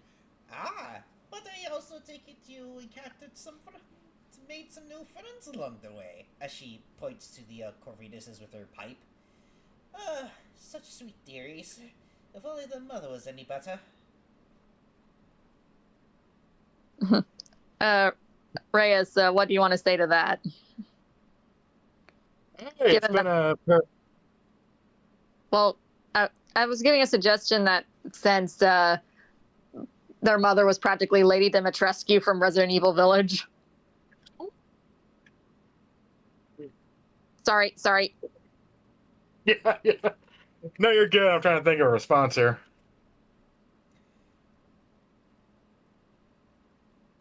Okay, it's... Aurelius, dearie. I see you have a change of symbols there. As she taps your new symbol. Whatever happened to the Morning Lord? I found out some new things that have made him unsavory in my eyes. I see. Well, I do hope Helm gives you a nice hearty welcome to it. to his to his to his many guardians. But I must say, how is dear Václav, if I may ask? Taking everything well, I hope? Yes, yes, but he's dealing with a little crisis right now, but we are working on that. Ah, the famous crisis of identity. Such an old trope in many fairy tales that I have read over the many centuries I have lived. I mean, one could say that you and Cher here are living a fairy tale right now of love at first sight. She takes another whiff of her pipe. Yes. Alright. Yeah, we've been getting along very well, says Cher. Ah, but what are my manners? Manners, what can I do you, dearies, for? And Arian's like, I would like a little information about this particular thing. He then pulls up the card that he found on his person. Ah, my magic tarot cards. Those appear whenever they are needed, young one. When you enter the lands of Barovia, you can't be too sure about whatever magic is used. For instance, my cards can appear and disappear at will, to whatever they see fit. And then, of course, he looks at the card and looks at her. Okay, then what am I supposed to do with it? Just keep it on my person at all times? Why, yes, of course, dearie.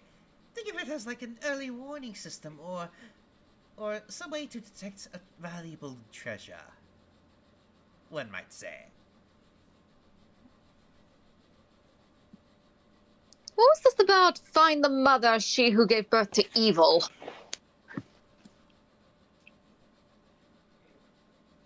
Ah, a good question. But to answer for another time, and when we are in more politer company. I'm guessing she just looks around the room and gives Anarian a knowing look. Well, your kind doesn't particularly like, well, the magics I use. Well, given the fact that we're in this vampire's dominion, I guess it's understandable. Even though I don't understand it, but then again, I don't need to understand it. All I care about is that I keep myself and my darling safe. Oh, not to worry, dearie. Ultimately, how that happens is up to you. After all, it is not a choose-your-own adventure story for nothing. And then, of course, Anarian's looking at her. And then, of course, Anarian's got this look of, she has it. Basically, this is what he's thinking. He's not saying it. She sounds positively demented.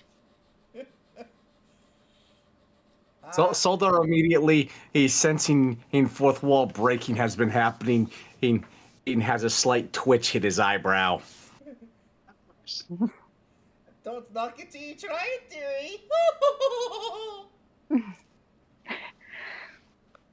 So do we transition to Group B over with the Corvinuses? Yes. Sure. Are you okay with that, Chelsea? I'm okay with that. All I'm right. playing it. I play a whole full workball. Wait, I can't English. English bad. I'm playing Animal Crossing. It's It's okay. blip. Well, we'll let you know when we need you, okay? Okay. It is then that we transitioned to the Corvinuses with the father talking to his daughters, and he then looks over their shoulders to see Serta and Soldar. Oh, Just is with them too because her and Anarian agreed to split the knowledge. oh, hey guys, what's going on? Cynthia, we apparently were invited by your lord to attend this particular dinner party. I see. Yes. And of course, Lenore just smiles at the sight of both Soldar and Soretta. As does Drusilla. Hi, you two. It's been such a long...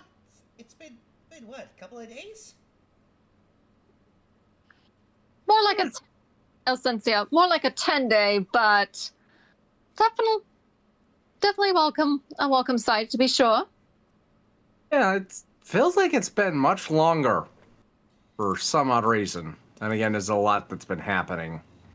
Yeah, the mist can do that a lot. Oh, how's our cousin Vlad? He's, she looks over at Vladislav. Is he with, Irina and, Anna and Ismark? Yeah, and Vladislav is just sulking against a pillar as he's just watching everyone in the room. He's taken he's handled recent events as well as any can, given some things that are more private to him. Yeah, And like how we are his last surviving family members. And then, of course, is that Bella talking there? Or is that still Lenore? It's still Lenore. And then, of course, Bella pipes up. I know it would be most likely overwhelming considering the knowledge he now has. And then, of course, Claudia, simple-minded as she is, I don't get it. I'd be happy. I'm just happy to see Cuz again.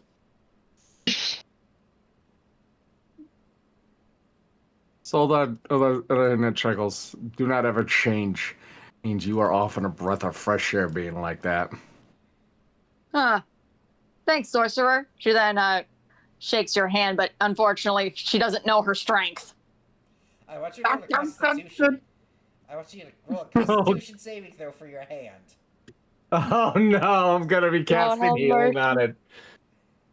For I have a +4. Yeah, you basically for saving throw, you have a +4 Constitution.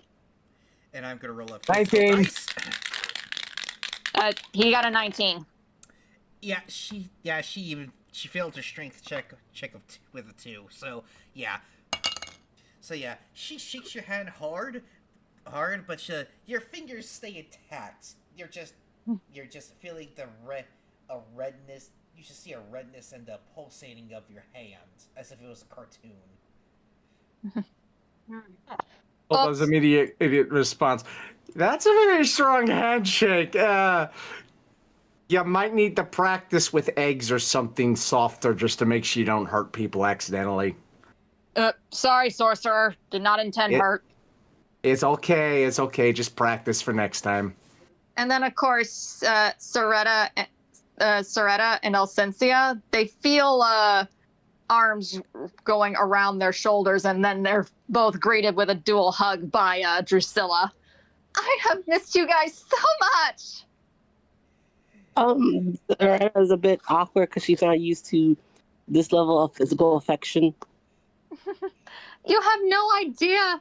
You have no idea how amazing it is that I have another sister to talk to. I'm happy to see you are safe and well, Drusilla. Soretta just stands there, just taking in the hug. She's not good with physical affection. And then, of course, Drusilla, noticing this because she's perceptive, then takes her arm off of you. Hey, apologies about that, sweetie. I was just so excited to see you and Alcencia. You guys are great gossip buddies. Alcencia wants to say something? She's like, oh, don't worry. I have, you sweet little flatterer. And then, of course, they both chuckle at that. And then, of course, she's like, I happen to know a few of these people in the room. Do you want me to fill you in? We will appreciate that. That should at least help some things. Because I swear I'm hearing terms I recognize from a story. You don't mind if I have her fill in on who's who in this room? Sure thing. However, there's gonna be one special guest that I would like to narrate. Oh, boy. Okay. Can you resend me the link, please? Oh, yeah, sure. Here, I'll just copy paste the guest list. Okay, please.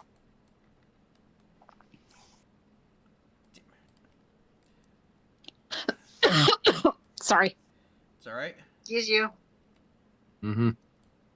Sorry, it took me a minute to calm down my cat because he was meowing at the door. There you go. Let me Thank go, Sorry, my dad, what's human. happening? I want to leave. Okay, basically, Drusilla starts pointing out to which ones are who. That is she points to a singer. She points to a lone woman with golden hair and a blue dress. That is Larissa Snowmain of the Wandering River Danver. I'm sorry, I can't English. That is Larissa Snowmain. She apparently runs an entertainment off of a ghost ship, apparently. Sounds familiar to me already. Oh dear. And then, of Soldar course, just immediately realizing how many realms have been potentially touched. she then points to a mad scientist-looking woman, complete with a messed up lab coat. That is Dr. Victra Mordenheim of Lamordia. Apparently, she's determined to get a creation back. Oh no. Oh no, we're already in that territory. Soldar seeing this is starting to pale, and just kind of get dread of who has Strahd been reaching out to? And It then, doesn't say it out loud, but basically can tell it's in his head. And then, of course, she points to a really gorgeous woman with black hair and a black dress. And it is, imagine the Cinderella dress, the blue Cinderella dress from the live action movie, but black with vines and poisonous plants as decorations instead of butterflies. Ah. That is Ivana Boristi of Borca. Apparently, it was once a colony that belonged to the kingdom of Fortunatus.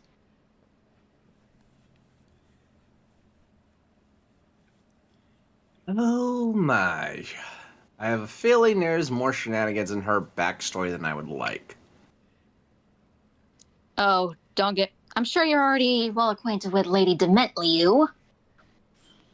Demently? Okay, fourth wall break. My brain's blanking on that name. You just- Her domain is Dementiru. You already met her, Elsensia pointed her out to you. That's right. And then, of course, do you want me to mention this other female character in this first list, or do you want me to keep my mouth shut? You can mention the brother, Yes, of course. the prince. The what? You can mention the prince. Okay.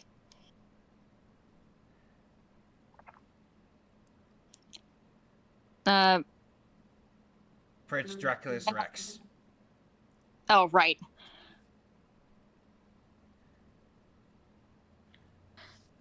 That is Prince Draculus Rex of Darkon. He's apparently heir apparent to the land, especially after his lord Aslan Rex went missing. Oh, fun. Oh, and those two over there? Apparently they're from some land called Valkovnia. They serve some lady named Vladeska. Okay. Fourth wall break. Real quick. Again. What's that from? Because my brain just hit a weird thing where I feel like I know that. They're emissaries for the lady that's from Kryn. Oh, dang! So dramatic, aren't we? That's the world where Dragonlance takes place. Soldar Basically, goes, I'm sorry, Dragon Tales. where? Kinda, but more insane. Soldar immediately goes, I'm sorry, where did you say they hail from? they apparently came from the mist from Valkovnia. Oh, Apparently, apparently their lady, I think her name was Vladeska Drakov. Apparently she sent them out looking for answers for a disaster that's going on in her realm. Odds are trouble because I know that realm. That world is Kern.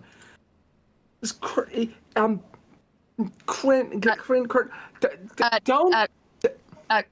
A servant, just a reminder, Falkovnia is the domain of Dread. Right. They originally hailed from Kryn, but they ended up in the Shadowfell. Oh, that's right. Alkovnia, I've not heard of, but that name, I know it from their homeworld. Kern. Hopefully they're the only ones who came through because the deities in that realm they do not play soft. They play for keeps no matter what. And the things that happen in their world are universe shattering at times. Heck, at one point, their homeworld's supposed to be moved across its own universe. Don't ask how. I never wanted details after I heard that happened. And then she points to this mummy-looking individual. Now, I don't know what his deal is, but apparently he comes from a land of sand. Actimpat of Harakir, I don't know. Actimpat. Now that sounds even more familiar and ominous. Oh dear. How many people has Strahd's Mist drawn in? This is going to be a nightmare to deal with. It is then that they all also notice that he's walking up towards Vladislav. Oh, Oh, the terror. Something might happen. Ooh. Soldar immediately, he goes wide-eyed and goes, oh dear, please don't let Vladislav upset him. Please don't let Vladislav upset him. It is then that Akimpat walks up to Vladislav, and Vladislav looks at him and is like, do you need something, sir? He then this mummy just looks Vladislav up and down and says, where do you hail from, boy? I hail from Daggerford, sir. Is there anything in particular you're looking for? Okay, apparently that goofed on my end. What was said? I don't know.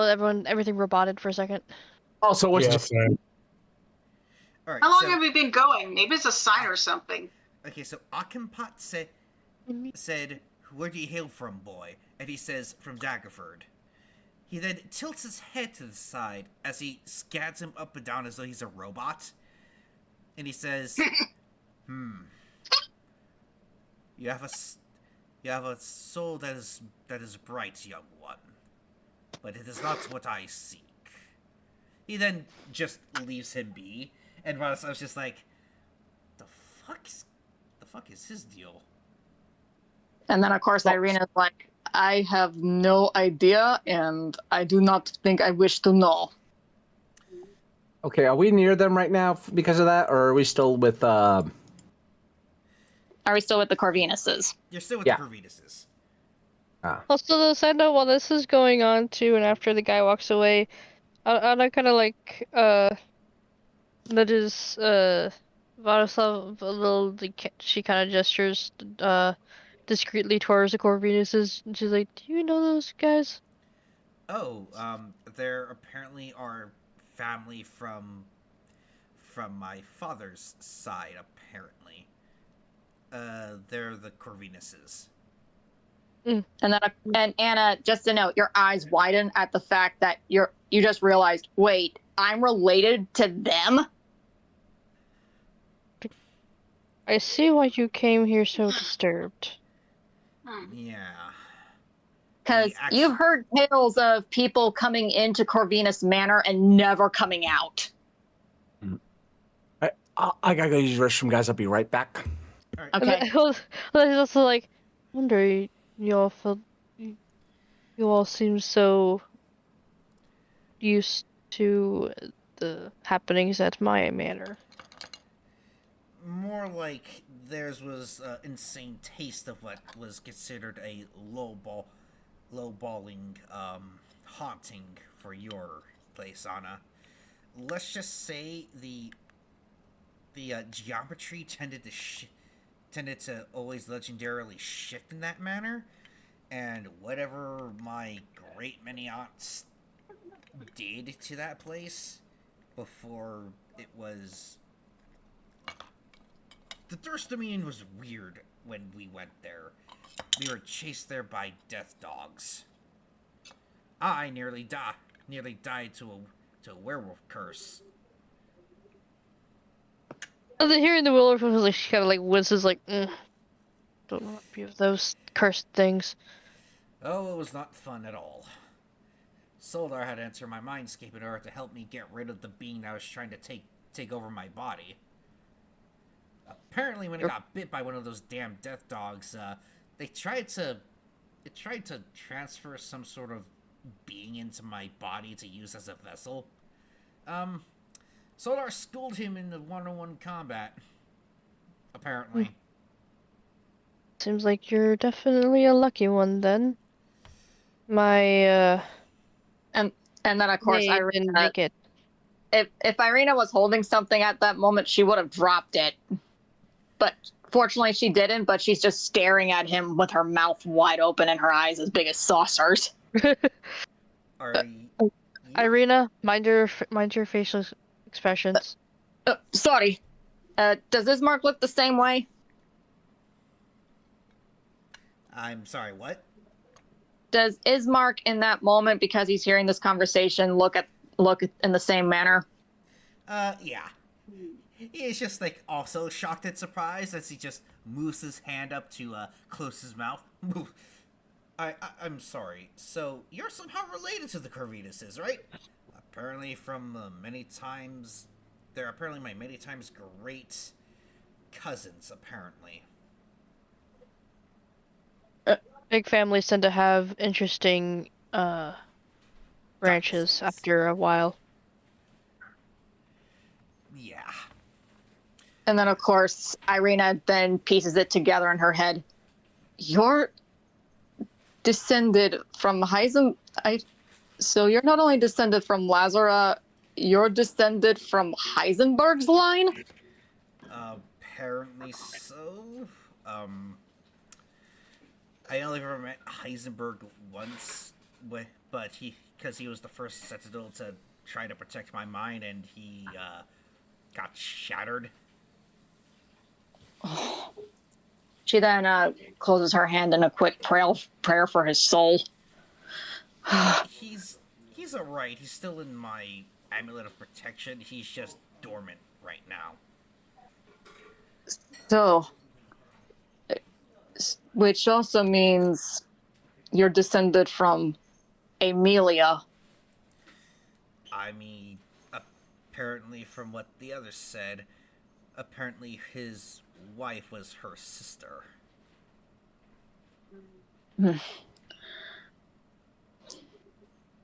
I see.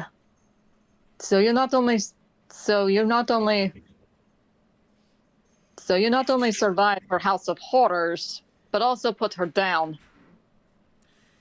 I mean, evidently so from that X that your friend carried. Yeah. Let's just say the house was not pleasant.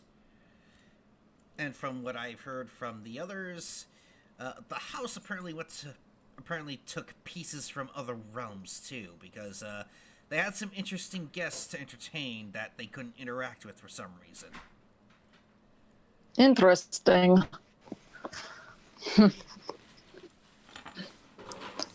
And then, of course, I've heard many tales of outsiders entering into that place but never coming back. I assume that the Amelia made work of them, but it's good to know that most of them got out of it alive. More so they got out of it squeezed into wine. Oh. Yeah, apparently she's been using their blood to infuse their wine, and they offer that as tribute to Strahd. Irina then looks like she's about to gag, but she's holding it in. I'm guessing Ismark's feeling a similar disgust. Yeah.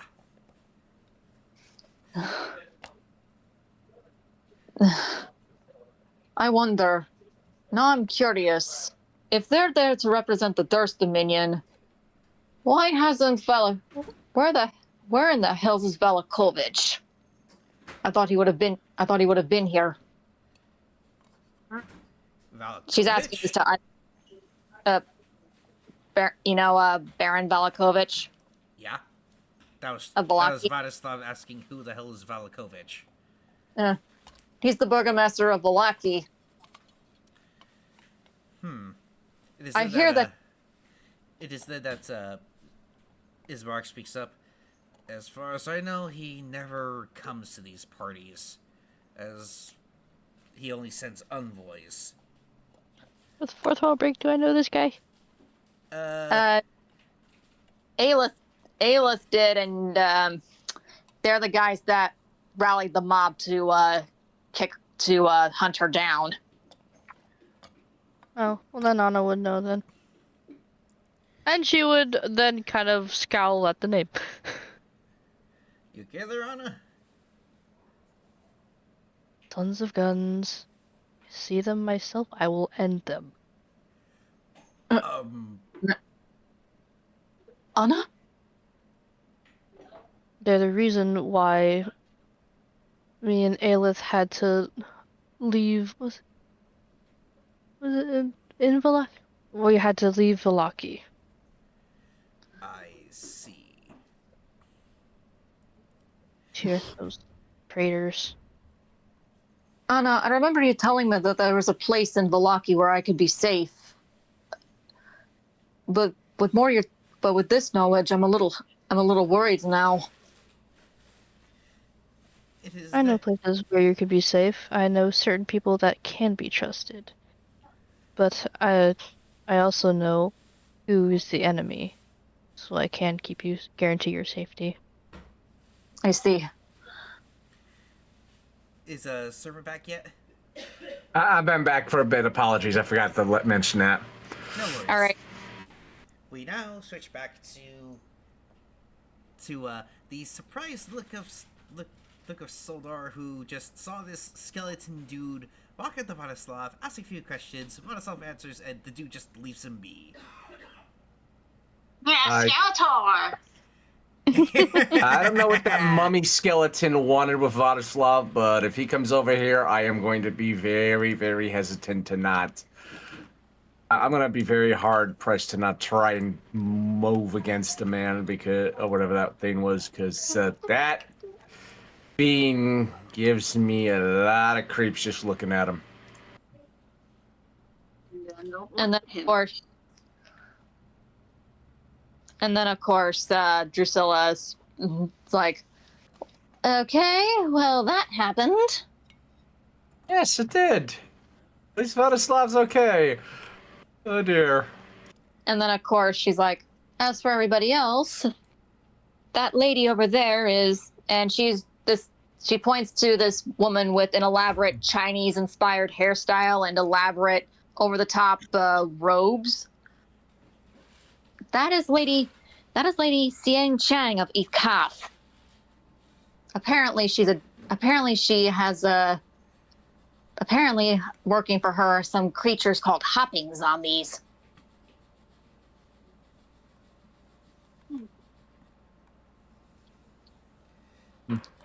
And if you want a visual of what a Chinese hopping zombie is, look at Hsienko from Darkstalkers.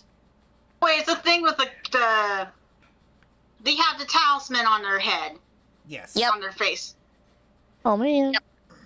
You see that, audience? I know a thing. You know a lot of things. Yay. I personally know. I was just asking as Zaraya a hopping zombie. There's some kind of zombie that hop around, and apparently in order to control it, you have to put like some kind of weird-looking paper on them. Zaraya can't help but chuckle at the thought of it. And then, of course, Drusilla does a quick impersonation of how they hop. Heh, heh, heh, like that.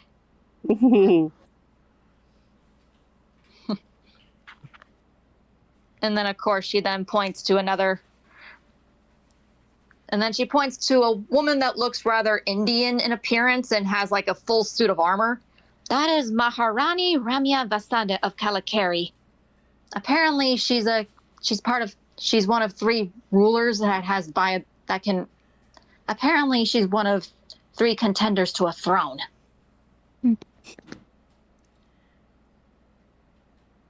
I don't want to be on the receiving end of that particular weapon, given the fact that I caught her training on the welcoming grounds.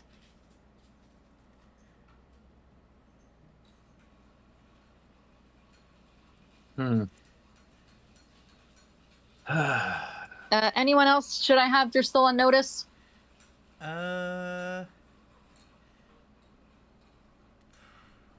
Chair notices?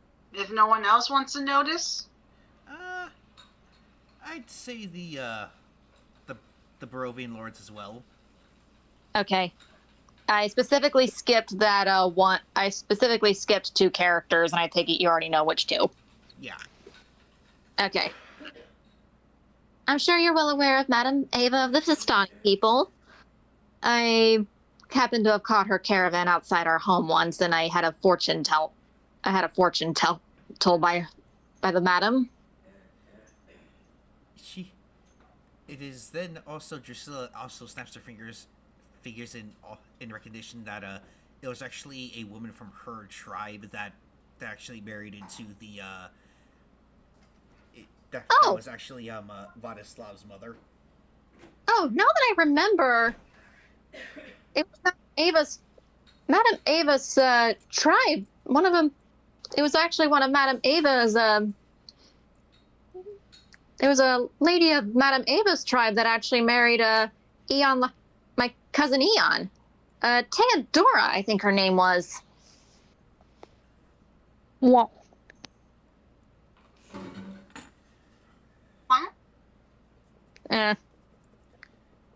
Soldar, that's implying that Vladislav has Vistani blood.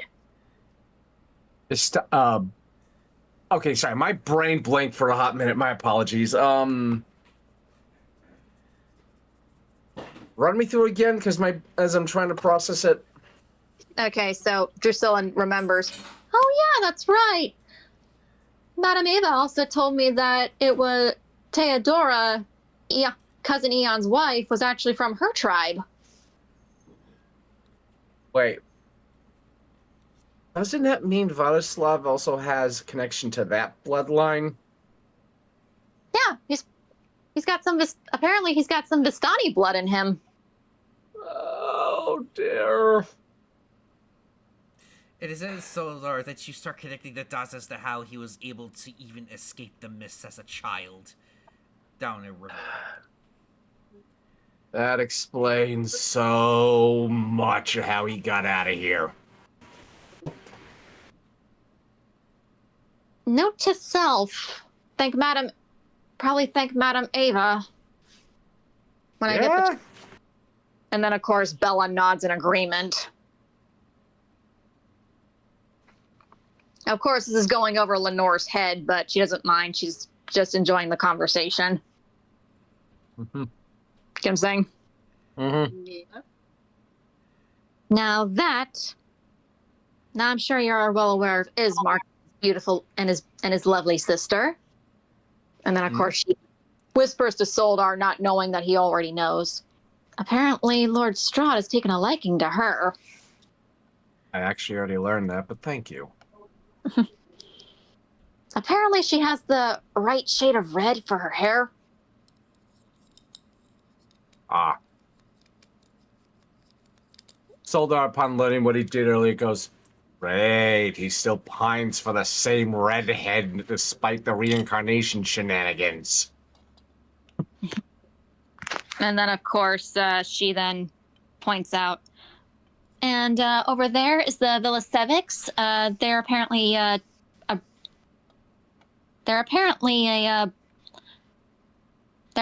family that has 2 branches, one in Vallaki and one in Kresh, in the town of Kreshk. Apparently, they have connection to our Lord's first bride, Ludmilla. Oh, fun. There are apparently Strahd has invited them to be scribes for the court. Then we also have the delightfully entertaining Velascos. We also have the Wachter family. Apparently, I'm sure you're well aware that I'm sure you're well aware that they're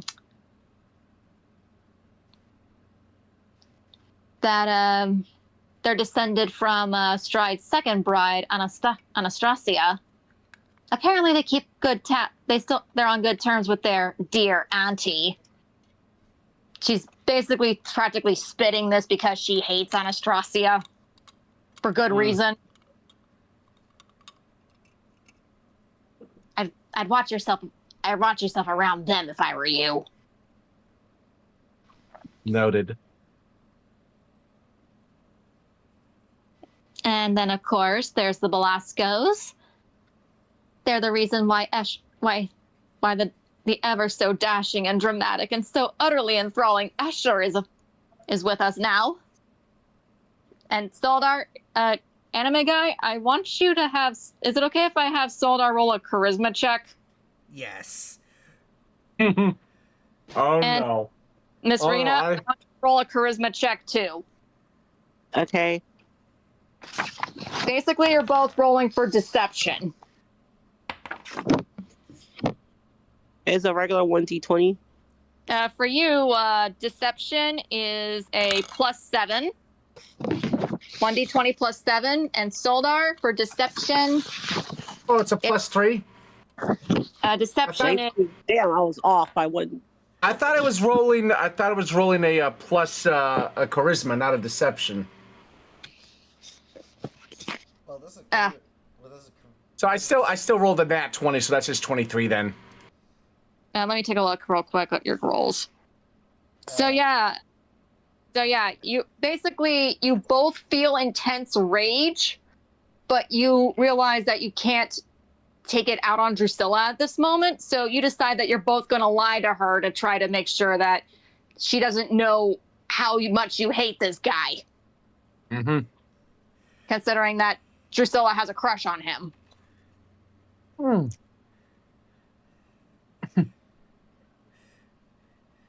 Drusilla, you seem to have an infatuation with him. Toldar says while doing his best to not let any anger show. Yes, unfortunately, he has a inclination for the more rougher sex. Oh. My apologies. What does Miss Reyna, what does your character say to this? She's Sarah doesn't say anything. She's kind of like, this is the dude that killed her mother, right? Yes. In order to not, implicate and ruin things, Dora opts not to say anything, but she just stares daggers at him. He's not in the room, for the record. Drusilla's just talking about him. Yeah, she doesn't say anything as not to that or cause a scene. Right. And then, of course, Drusilla's like, what? I thought you already knew this by now, considering that Vasily pretty much bluntly stated where his tastes lie. It's complicated, and I'd rather not discuss it here. It is sadly very. And then, of course, Drusilla not really catching on the fact that they hate his guts because they deceived her so well. She's just like, She just knows that she's going to have to move on from topic. Yeah, give me 1 second. I got to pull up the... Then, of course, we have... And, of course, once again, Boris Valakovich refuses to attend. Of course, he has to send an envoy just to appear polite. For as much of a braggart that he is... For as much of a braggart that he is keeping Valaki pure, I think him just sending an envoy is just lip service to our lord. It is then that you both see this very scared 18-year-old boy who's just shaking like a reef, surrounded by all of these vampires and other frightening guests. And he just has this face of, I want to go home now. I want to go home now. Please let me go home. I don't care about supper. I just want to go home now. And then, of course, she then mentions, and then, of course, we have the head of the wine guild running out of Valaki, Davian. She then points out to a rough-looking gentleman, but he's dressed to the nines like everybody else. But you can tell there's something about him that seems otherworldly. Not in the frightening terror kind of way, but just something. There's just something good about him in this room full of malicious lords. Get what I'm saying? Yep. And upon seeing that, Soldar immediately inquires to Sola, who is that boy anyway? It's a guy. Older Who's gentleman. that guy anyway? Right. He apparently runs the Wizard of Wines, but unfortunately they've been having problems as of late, from what I've heard. Apparently his wife and children are trying to make ends meet. Oh, dear Lord. I feel a tempted need to hug that man. He probably would like it. And then, of course, she notices something. Oh, I should have known that the dogs decided to come by. Dogs? She then quickly whispers in Soldar's ear. See that shifty-eyed gentleman over there, and that silver-eyed woman? They're leaders of the werewolf pack. That's under Strahd's command. Ah. Basically, picture Starscream from Transformers Prime, but as a human with a werewolf-like wolf-like features, but still very clearly human. I am the ruler of all the werewolf clans. All will bow before me. Upon hearing that, hearing the whisper, or that suddenly knowing of Transformers as the story goes, crying out loud, there's a semi-mortal version of that guy!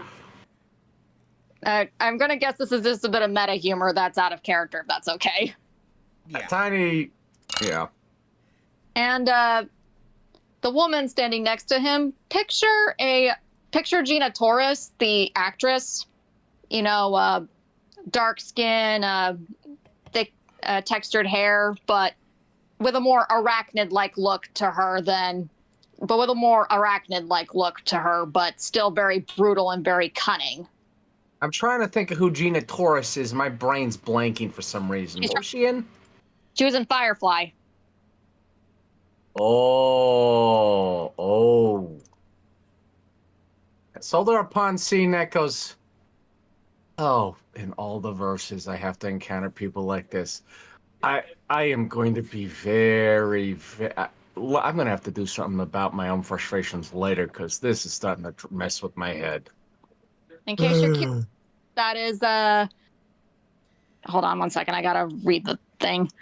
That is Kirill Stoyanovich, the current leader of the werewolf pack, and the second in command, Zulika Toranescu. Mm-hmm. And then, of course, Drusilla's like, I honestly don't know why Strahd keeps using werewolves. If you don't mind me telling you, Drusilla, it seems to be a known fact among many worlds of vampires having werewolves in their employ. I don't know why, but it's a repeating thing. And then, of course, she's like, besides, apparently word on the street is that there was a falling out in the chain of command, and Strahd was forced to take care of their leader, Emil, because he was a traitor. Yep, Sounds about right.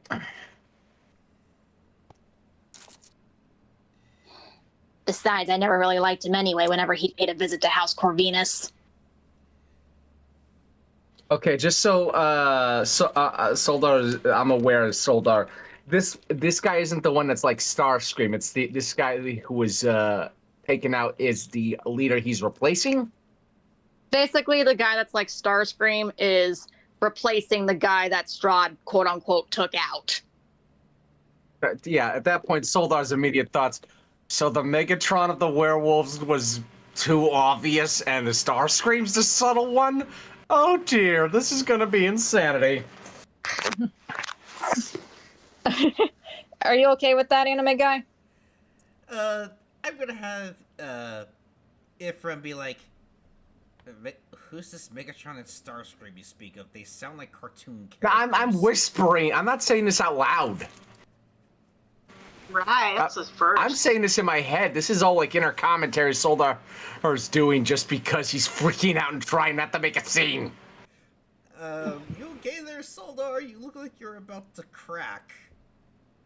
Let's just say I recognize with some archetypes that these werewolves were, and I'm kind of worried because if they match those archetypes, this is going to explode into insanity at some point in the near future. It is then that y'all overhear something very loud, and it is a man in purple. Let me see, It's the purple guy.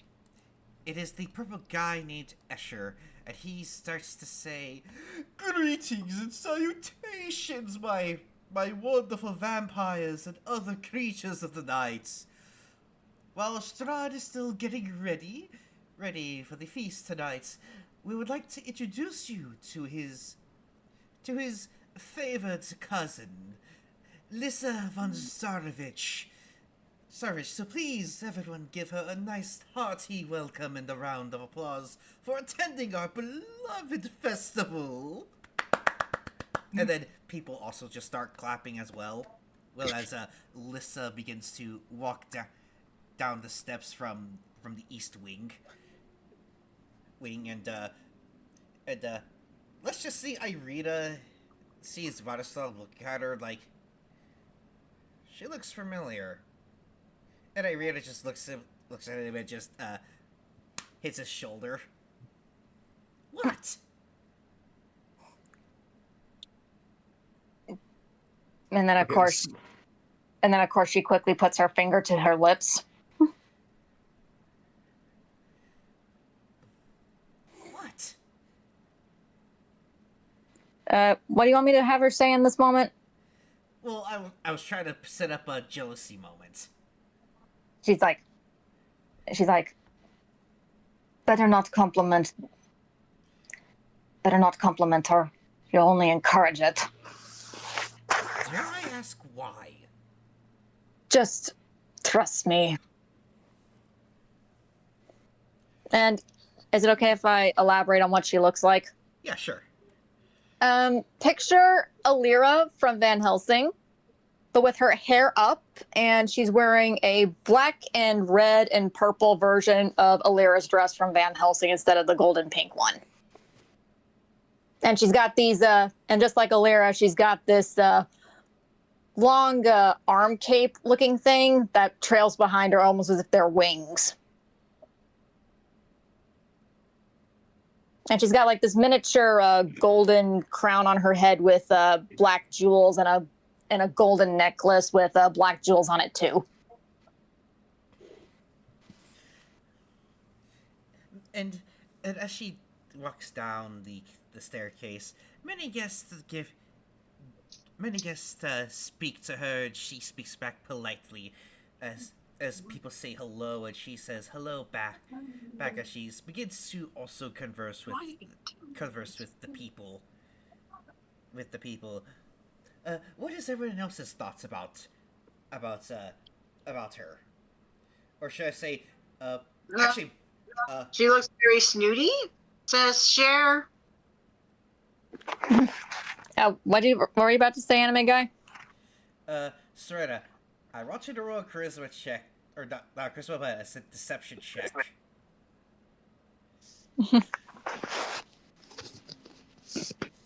For you, Soretta, you are a +7 in deception. Miss Rena? I hear you. Sorry. It's okay. 17. 17. Alrighty. So, Miss Serena, you take one look at Lissa von Zarovich, and there's something burning in your chest, and it is not of the variety that you felt from the, the Church of Lathander. It is some form of a female rage that you have against her. Because you saw Vladislav look at her, and you overheard him compliment her. Oh, it's one of those situations. Okay. And Alcensia, she's like, I've seen her type. Basically, she looks at her and pegs her. I've seen her type before. Lady Circe Lineker of the Lineker family. It was definitely like that. And then, of course... I'm sorry, go on. Anarian also gets the same opinion because he once was sold to a similar noblewoman, and they both find each other's hands in that moment.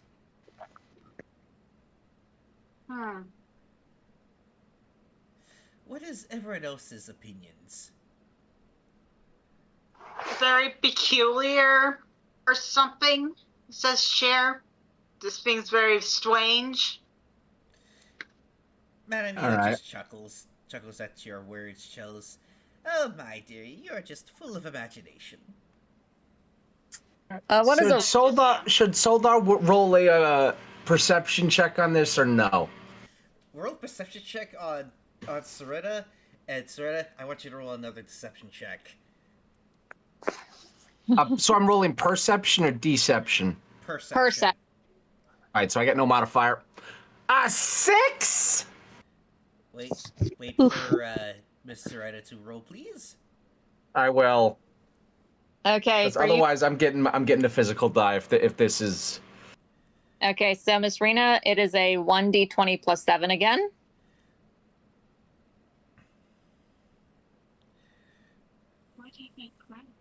+7 modifier means that if the bot really, really hates her, she'll still win. It'll roll an 8. Miss Rena? Miss Rena? You're still muted. Oh, there you go. 1d. Easy. It's okay. 1d20 plus 7. Okay.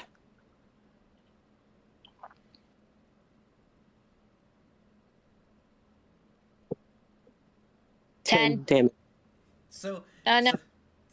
Right. No, you ended up beating Soldar's perception check. Oh. Okay. All right, so Miss Serena, you managed to hide the fact that there is growing jealousy in your heart, not because you like Vladislav, but because your mistress wanted you to seduce him in order to make him stray from his path. And Lissa von Zarovich would put a huge crank in those plans. But you hide it well from Soldar. Does Soldar notice anything upset about her, or is he completely oblivious? He's completely oblivious. Ah! And Aurelius, what do you think of this lovely-looking vampire?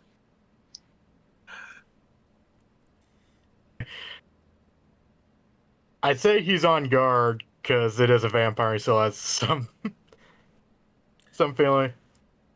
Some feelings as a paladin, but he's waiting and seeing what is playing out.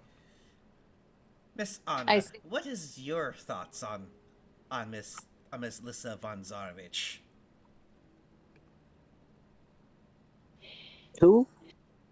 This is a vampire lady. Savant? Thank you. Savant? Hello? Sister, you there? Yeah, What are your thoughts on Lissa von Zarovich? Sorry, I semi-blanked out on that one. Summary.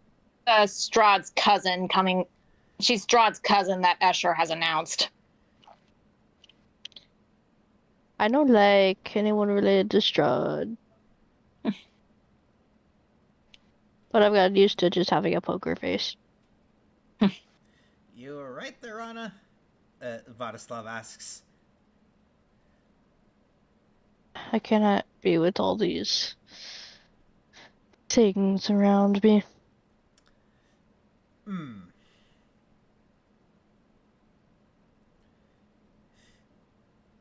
It is then that Miss Lissa von Zarovich sees the Corvinuses and decides to walk towards them.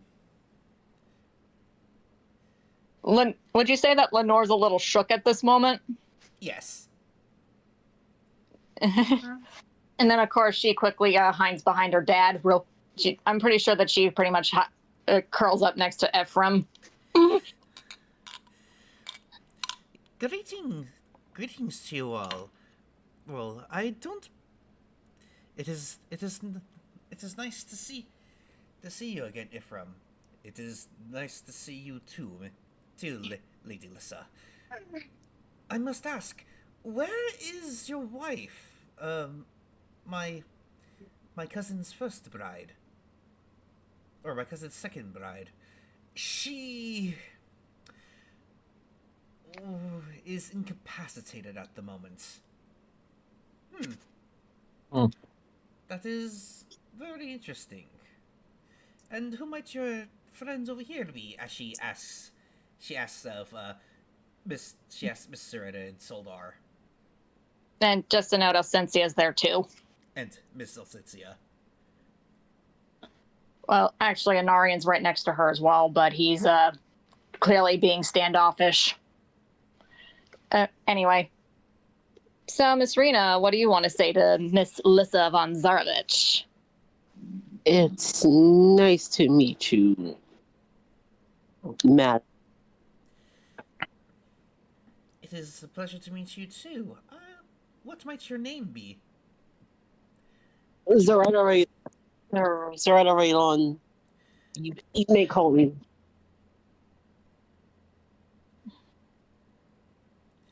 Ah, I see. And then, who is this man right next to you? A father or a brother, perhaps? This is my father, Soldar. I see. I am Soldar Elban.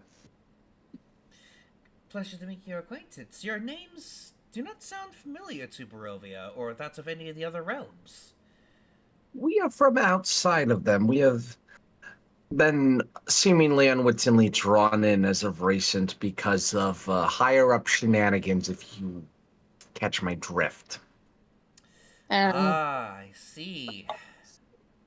You speak of the prophecy, don't you? Don't you, Soldar? Unfortunately, and I happen to know the one who gave it has the divine veto power to make it guaranteed to happen, and our job is effectively make sure the best outcome for all does, which is already giving me enough headaches to make me want to have a way to numb them permanently. I wish no ill will to anyone here, but we are unfortunately stuck in a position I don't think any of us like. And then, of course, Elsencia backs him up. Indeed. I'd rather us be diplomatic in these ventures and would rather see a best outcome for us all. I would say the same for me and my cousin. My dear Lord Strahd hasn't caused any troubles for you, has he? And then, of course, Elsencia, putting on her best politician face, is like, oh, no, of course not. He's been rather welcome, the Lord. I've dealt with far worse, I will say that. He's had his moments, but all tend to at first meetings. It's an unfortunate fact of existence that first impressions are rarely ever the best. And then, of course, oh, you must forgive me. I forgot to introduce myself. She then does a formal curtsy. Elsincia and Torica from Ambassador of Baldur's Gate at your service. Ah, you must be the ambassador my cousin has talked about. He is in dire need of one, especially if realms keep just flooding in like this. I see. Made quite the. I must say, he has made quite the tempting offer, and I have considered it. She basically gestures with her fingers that to Anarian, so that Lissa doesn't notice that she's lying through her teeth, and Narian catches on. Get what I'm saying? Yeah.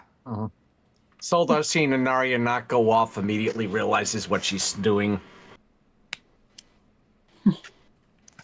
I see. Well, I do hope you take his offer into consideration. After all, one needs strong diplomats in order to have great relations with the outside worlds. I need to ask a very serious question regarding that. Some of those people in this party sound like they're from the world Kryn. Is this true? Yes, the ambassador. Yes, the ambassador has come. She is in need of info about a particular pest that has ruled over their lands for centuries. My cousin, on the other hand, knows how to control them to a certain extent. However, mindless beasts cannot be controlled for long, though. This is true. Is there an active portal through the mist to Kryn right now? That would depend. You're aware of, at least. I'm unaware of any of these. She then looks to Serena and Elsetia and oh, not 20. And she notices Elsetia and Serena having been bit. Huh. Now this is interesting. And then, of course, Anarian sees. Does she at least lean in on Elsencia to get a better look at the bite marks on her neck? Yes. And Anarian, seeing this, quickly gets behind, pretty much puts a protective arm around Elsencia's waist and an arm around her shoulders. Apologies. It's a reflex, darling. Oh my, aren't you just a fine gentleman? It is very rare to see that in Barovia nowadays. That's with all the horror houses all about. Believe you me, I have no interest in them. The only one I ever want is what is in my arms right now. I see. And then you. Okay, does Soldar notice that what she's taken note of? You would need to roll a perception check, and it would have to be a high one. Okay, if the bot screws me again, I am getting the dice. You'll have to get above a. Let's see. Hell no, that's doing it twice in a row. No. Cheat the dice. Cheat the dice. You have to get above a 16. Does a 16 count, or does it have to be a 17? 16 does count. Because I just rolled bad on the dice. Alright, so you definitely notice her having taken interest in the fact that Elsetia and Serena have been bitten. This is very peculiar. Ma'am, I would please ask one thing. Be very careful about being interested in my daughter or my companions. The being that protects me protects them. And no matter who the patron is for Lord Strahd, he will not take kindly to those who try to claim them without proper consent, if you understand my meaning. Very well. Well, and I understand. Though Thank you. I must bid you adieu. Alright, I want everyone in this group to roll a perception check. Okay. Aurelius, Cher, and is that for Aurelius and Cher, or No, it's for Sereta, Soldar, and Elsensia, and Damn Okay. it. okay? I already had it typed Let's up. see if it does me goof again.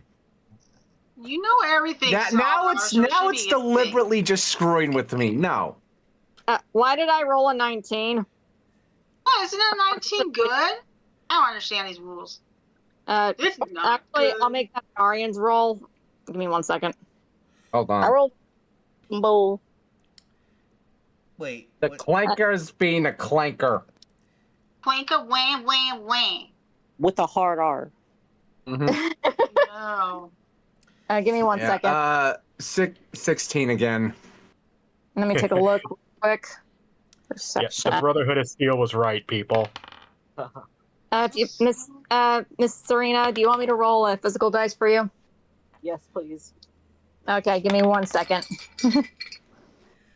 Come on, be good. Be good, please. My son irritated. Not 20, not 20. Let's go. Oh, lady. Yay!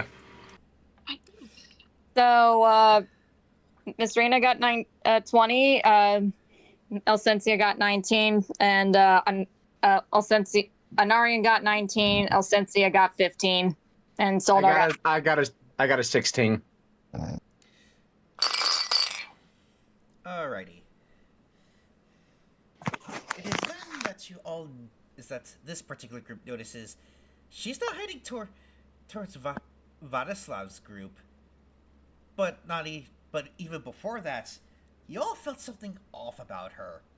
It's not that she wasn't genuine in her answers and her compliments. There's just something off about the necklace she was wearing. As though something spiritual was upon it, as she walks towards Vadislav's group. Alcensia quickly whispers in Soreta's ear. Do you think you could sense the magic in that thing? I could try. Okay, Please so do. That feels off.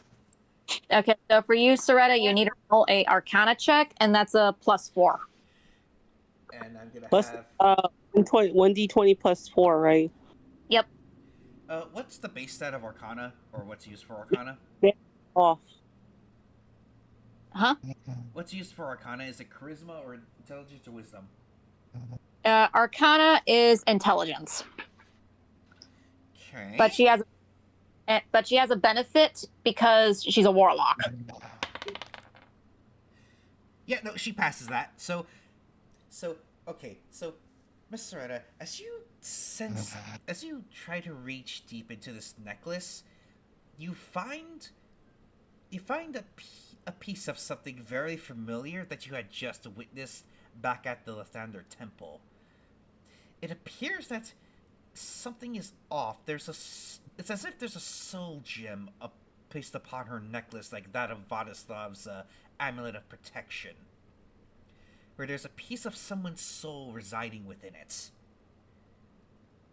And it is very, very familiar to you, and it's at the tip of your tongue, and you're now having growing concern for Irina and Vadislav. What do you want to do, Miss Reyna? Do you want to tell us? Who's snoring? Happy Savant. Sister, Alright. wake up! So I hear you. She's Savant! doing it as a joke. Here, let me call her. And I thought it was Ray. Alright, Why would you think it was me? Sometimes you work late and then you get sleepy and then you fall asleep. I didn't work today. Oh, you didn't work today? But allegedly sometimes when you do. Intermission for snoozing, everybody. Stop sleeping. Alright, I might need to physically wake her up. I'll be right back. Okay. Get a wet towel, get a water. I'm sorry. Pass myself the cup. Anyway. Technical difficulties. The player is being awoken from sleep mode. It was a little Spanish flea, a record star. He body. What's up? What's up? Don't ask me to sing the rest of the song. Not actually. Oh. No, I was stopping my nose from bleeding. Oh. Oh, dang! That's Yeah, I'm good. It's just allergy season. Oh, Great. yeah, I can relate. saline spray helps My with bad. nosebleeds. Well, that and also just because it's easier for you to breathe on my back. We're really sorry, sweetie. We mistook it for something else. Alright. Sorry. Mm-hmm. Well, that and also I was taking a break from the bright screen. Oh, I didn't put my mic up. That's why. My bad, bro. It's okay. Just technical difficulties, that's all. Mm-hmm. Yeah. Alrighty. So, what does Rena do? Does she, Miss Rena, what does your character do? Do you tell Elcincia? Do you warn us about the fact that there might be a soul gem in that necklace? Yes, I just whisper it to you. And then, of course, Elcincia quickly talks to Soldar and quickly whispers Storetta's findings.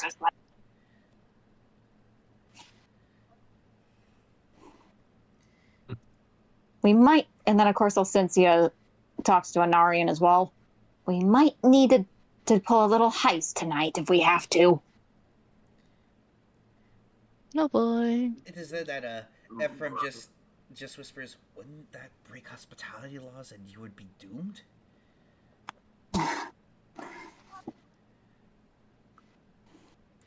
You have a point there, but we gotta find a way to get that gem. But You're why? for damnation. Let's just say something happened in the Temple of the Morning Lord. We're gonna need it. I see. Oh boy.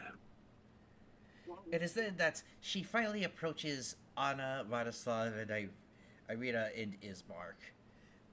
Oh, greetings, miss. Who approaches them? Ephraim? The noble lady, aka Lissa von Zarovich. Diva, if you could take over for her right now. So you're the one that's been prophesied to be the next king. Quite fascinating. Excuse me, ma'am?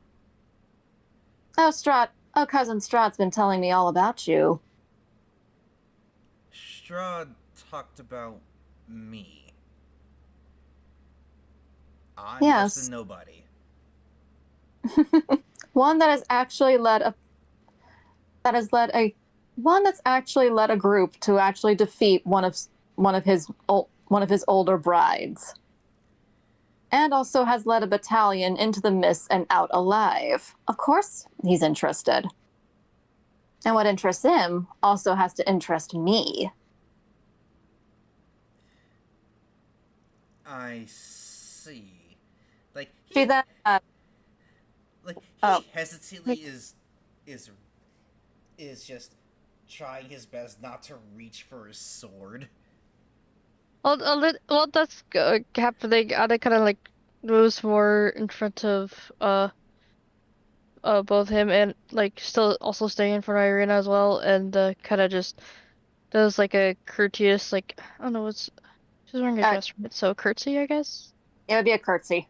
Yeah, in front of them, be like, "Greetings, Miss." We didn't quite catch her name. I was quite surprised, and quite surprised that you didn't, given that Escher announced it for all to hear. But permit me to stand on ceremony and let me introduce myself nonetheless. Lissa von Zarovich, cousin of Strahd von Zarovich. Hold on one second, I gotta pull up this one detail real quick. Hold on. Nobody likes the Von Zaraviches. Nobody. No. Yeah, what you said. Yes. I am from I'm from the kingdom of Crantonay. It used to be a colony for the former empire of Fortunatus. Mine and Strahd's respective homeland. Well, actually, see. sorry. You're saying? Basically, she's saying that her and Strahd come from the same kingdom. Or should I say, empire. Bam, bam. Yeah, I was being courteous right now. She's like, well, then excuse my late greetings then. I am Anna Rosanova. These kids are with me. Ever the doting mother. I do respect that.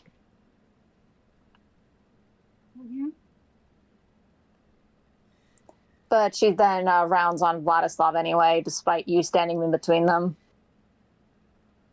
Though, given the fact that you and Strahd are fated to cross swords, and Strahd would rather not have that not happen, he's open to negotiations. She then proceeds to, in a ladylike but still professional manner, just caress the side of his head. He just tilts his head back from the touch as if it was repulsive, but because he's just shocked by it. I'm sorry, what? Let's just say he would rather have us be friends.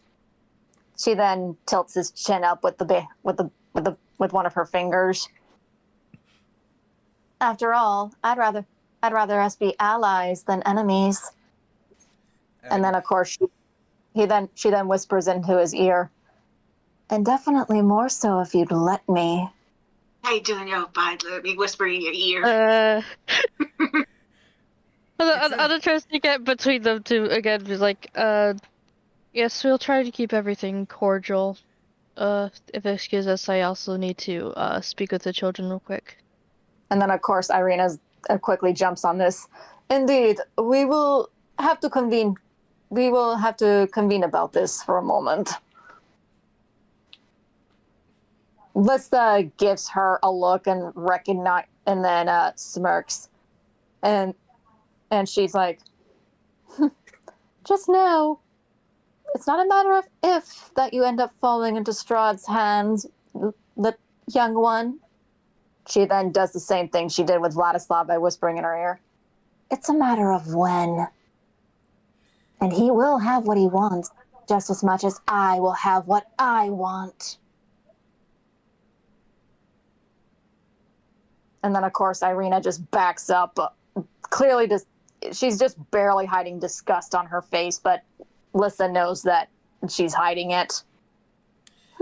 Vladislav then also steps forward to be right in front of Irina. Please, madam, you're a noble woman of the Lord of the land. Please have a bit more self-control. Oh, believe you me, I'm currently being controlled. Would you prefer to see me when I'm not? No, because I don't sleep with harlots. Do you have to be... Sheer interrupts. Don't you have to have a heart to be a harlot? Never mind, carry on. I'll go away. Actually,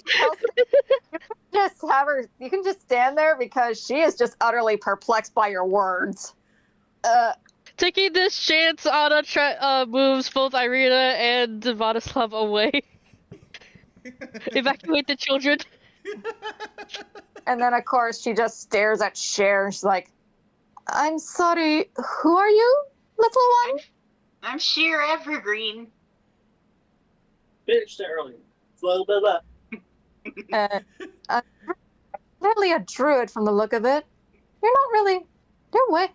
I say you're outside your comfort zone, little one.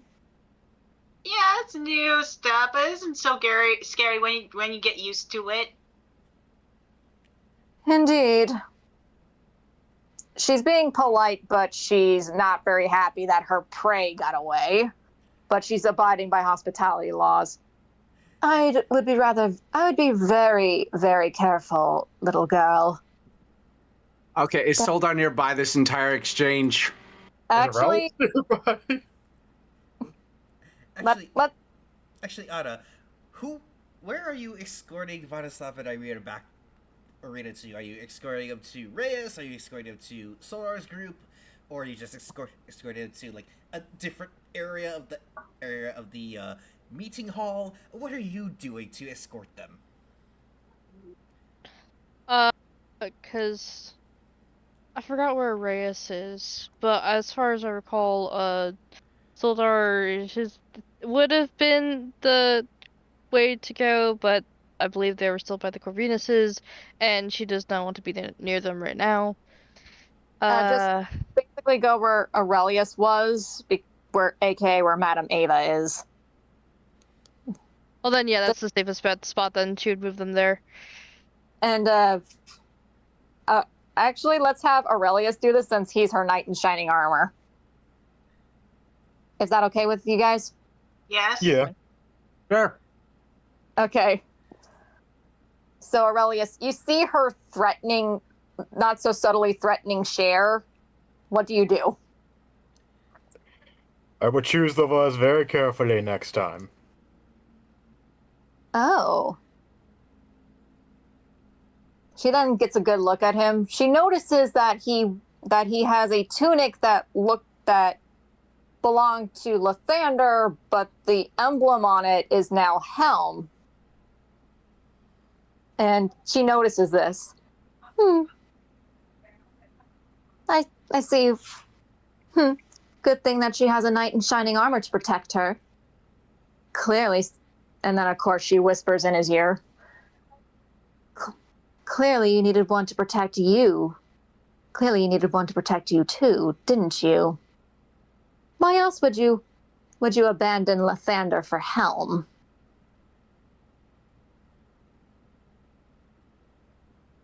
Did you hear that, Aurelius? Yeah. He I abandoned him. screamed. Please wait. Sorry. I abandoned him because he was what he. Oh god. I abandoned him for being not what he said it was.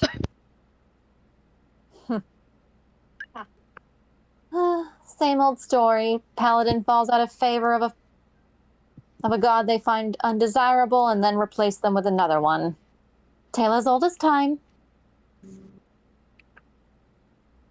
Beauty and the Beauty pageant. He's actually. And then of course she's like, I just told your little friend to be careful, and I would give the same advice to you too, Paladin. She then walks off, a little bummed that her prey had gotten away, but she knows her cousin will pull some strings eventually. It is that Madame E. Give me one sec. Madame Eva. It is then that Escher is just watching everything in and just waiting upon his wait to call out his master's arrival. And what was your idea, Diva? I just texted it to I just edited my message to you. Mind you, as soon as the female cousin walks away, just hear Anna kind of whisper under her breath, and near Vladislav and Irina's like, "Pray to all that is holy that she gets her due and more." She is upset that she threatened the children. Of course. And then of course the child. And then of course Irina's like, I absolutely agree with you. I did not like how she was. I really did not take kindly to her advances on him. I didn't like the advances either. I felt violated. And as he says violated, he just shivers and Jeepers Creepers. Irina, Hello, human top of his resource. head. then of course Irina just pats him down on the shoulders and a little bit on his back. Don't worry. I understand the feeling. I felt the same way. She then grabs his hand and then slips something into his palm and then closes his hand around it. Out of character, she just slipped him a holy symbol of Ilmater, the god of martyrs. All right. It is then. And then she whispers in his ear, for extra protection. He nods. Thanks. we then move back to Escher, who then notices, who at first notices Vladislav, and he just sighs seeing that Lissa's prey had gotten away. But he then sees Soldar and Miss Soretta, and decides to gaily strut his way towards them. Well, looks like we meet again. Indeed we do. Oh, please, no need to be so hostile here, my friends. My master did invite you all, did he not? He did. You are the last person I want to see right now. Oh, but my dear, you must be thinking about all the delightful events that we have planned. After all, the harvest festival lasts a week. Be very, very lucky guest rights are heavily enforced at such meetings of people of power like your lord and myself and my daughter. Because he'll be enforcing some of the other ones if you act ever uncouth to her again. I understood. I meant no disrespect, good sir. Oh, but I do see, Drusilla is here. How are you doing, my dear? Oh, absolutely wonderful. And especially even more so that I can see you again. Oh, same here and in due time, my dear. Care to introduce me to your new friends? Yes, Soretta. She is a very powerful warlock. And really good at sharing gossip. And of course, her darling father, Soldar. And of course, with us as well is Elsensia Entorica, ambassador of Baldur's Gate, and her beloved Anarian. And then, of course, Anarian has a very tight smile that's showing his fangs, and he's just gripping Elsensia very tightly. And Elsensia has her hand over his, where he's holding her. Oh, and Soldar's immediately giving one of those weaponized polite smiles that you see lawyers and politicians who's purely just to make certain he gets the impression that he's only polite for a reason. Dun, dun. Oh my, another vampire. A vampire from beyond the lands. I have never seen one of your kind before. He's like, we already met, much to my dismay. Oh, I'm so terribly... Especially seeing how he's basic. I'm trying to come up with a good how much of a contrasting appearance that you make. Oh, but I wear only the finest that our Lord can provide. Especially with me being a chamberlain of the court as well. And then, of course, Anarian's thinking, yeah, more like glorified errand boy. That's what he's thinking. He's not saying it. But I must say, you both must be blessed with my master's kiss of life, are you not? I have never had the pleasure, and I don't think I ever will. I was unfortunately blessed with immortality by another. Oh my! Well, that is a shock to my ears. The only vampires here are from that of my master. I'm sure you've met Gertrude. I'm sure you met Helga, our wonderful head of the maid corps here. She is just a delightful darling. If only she would just wear some of the finer maid uniforms, she could just pop and just perhaps even be wed to a nice man. And why don't you get off making such an offer, if I dare say so myself? You seem like a fitting bachelor. He's making jabs. Oh, but my tastes lie elsewhere, and to someone who has yet to reciprocate my feelings for them. And I haven't. Check. I haven't. Check.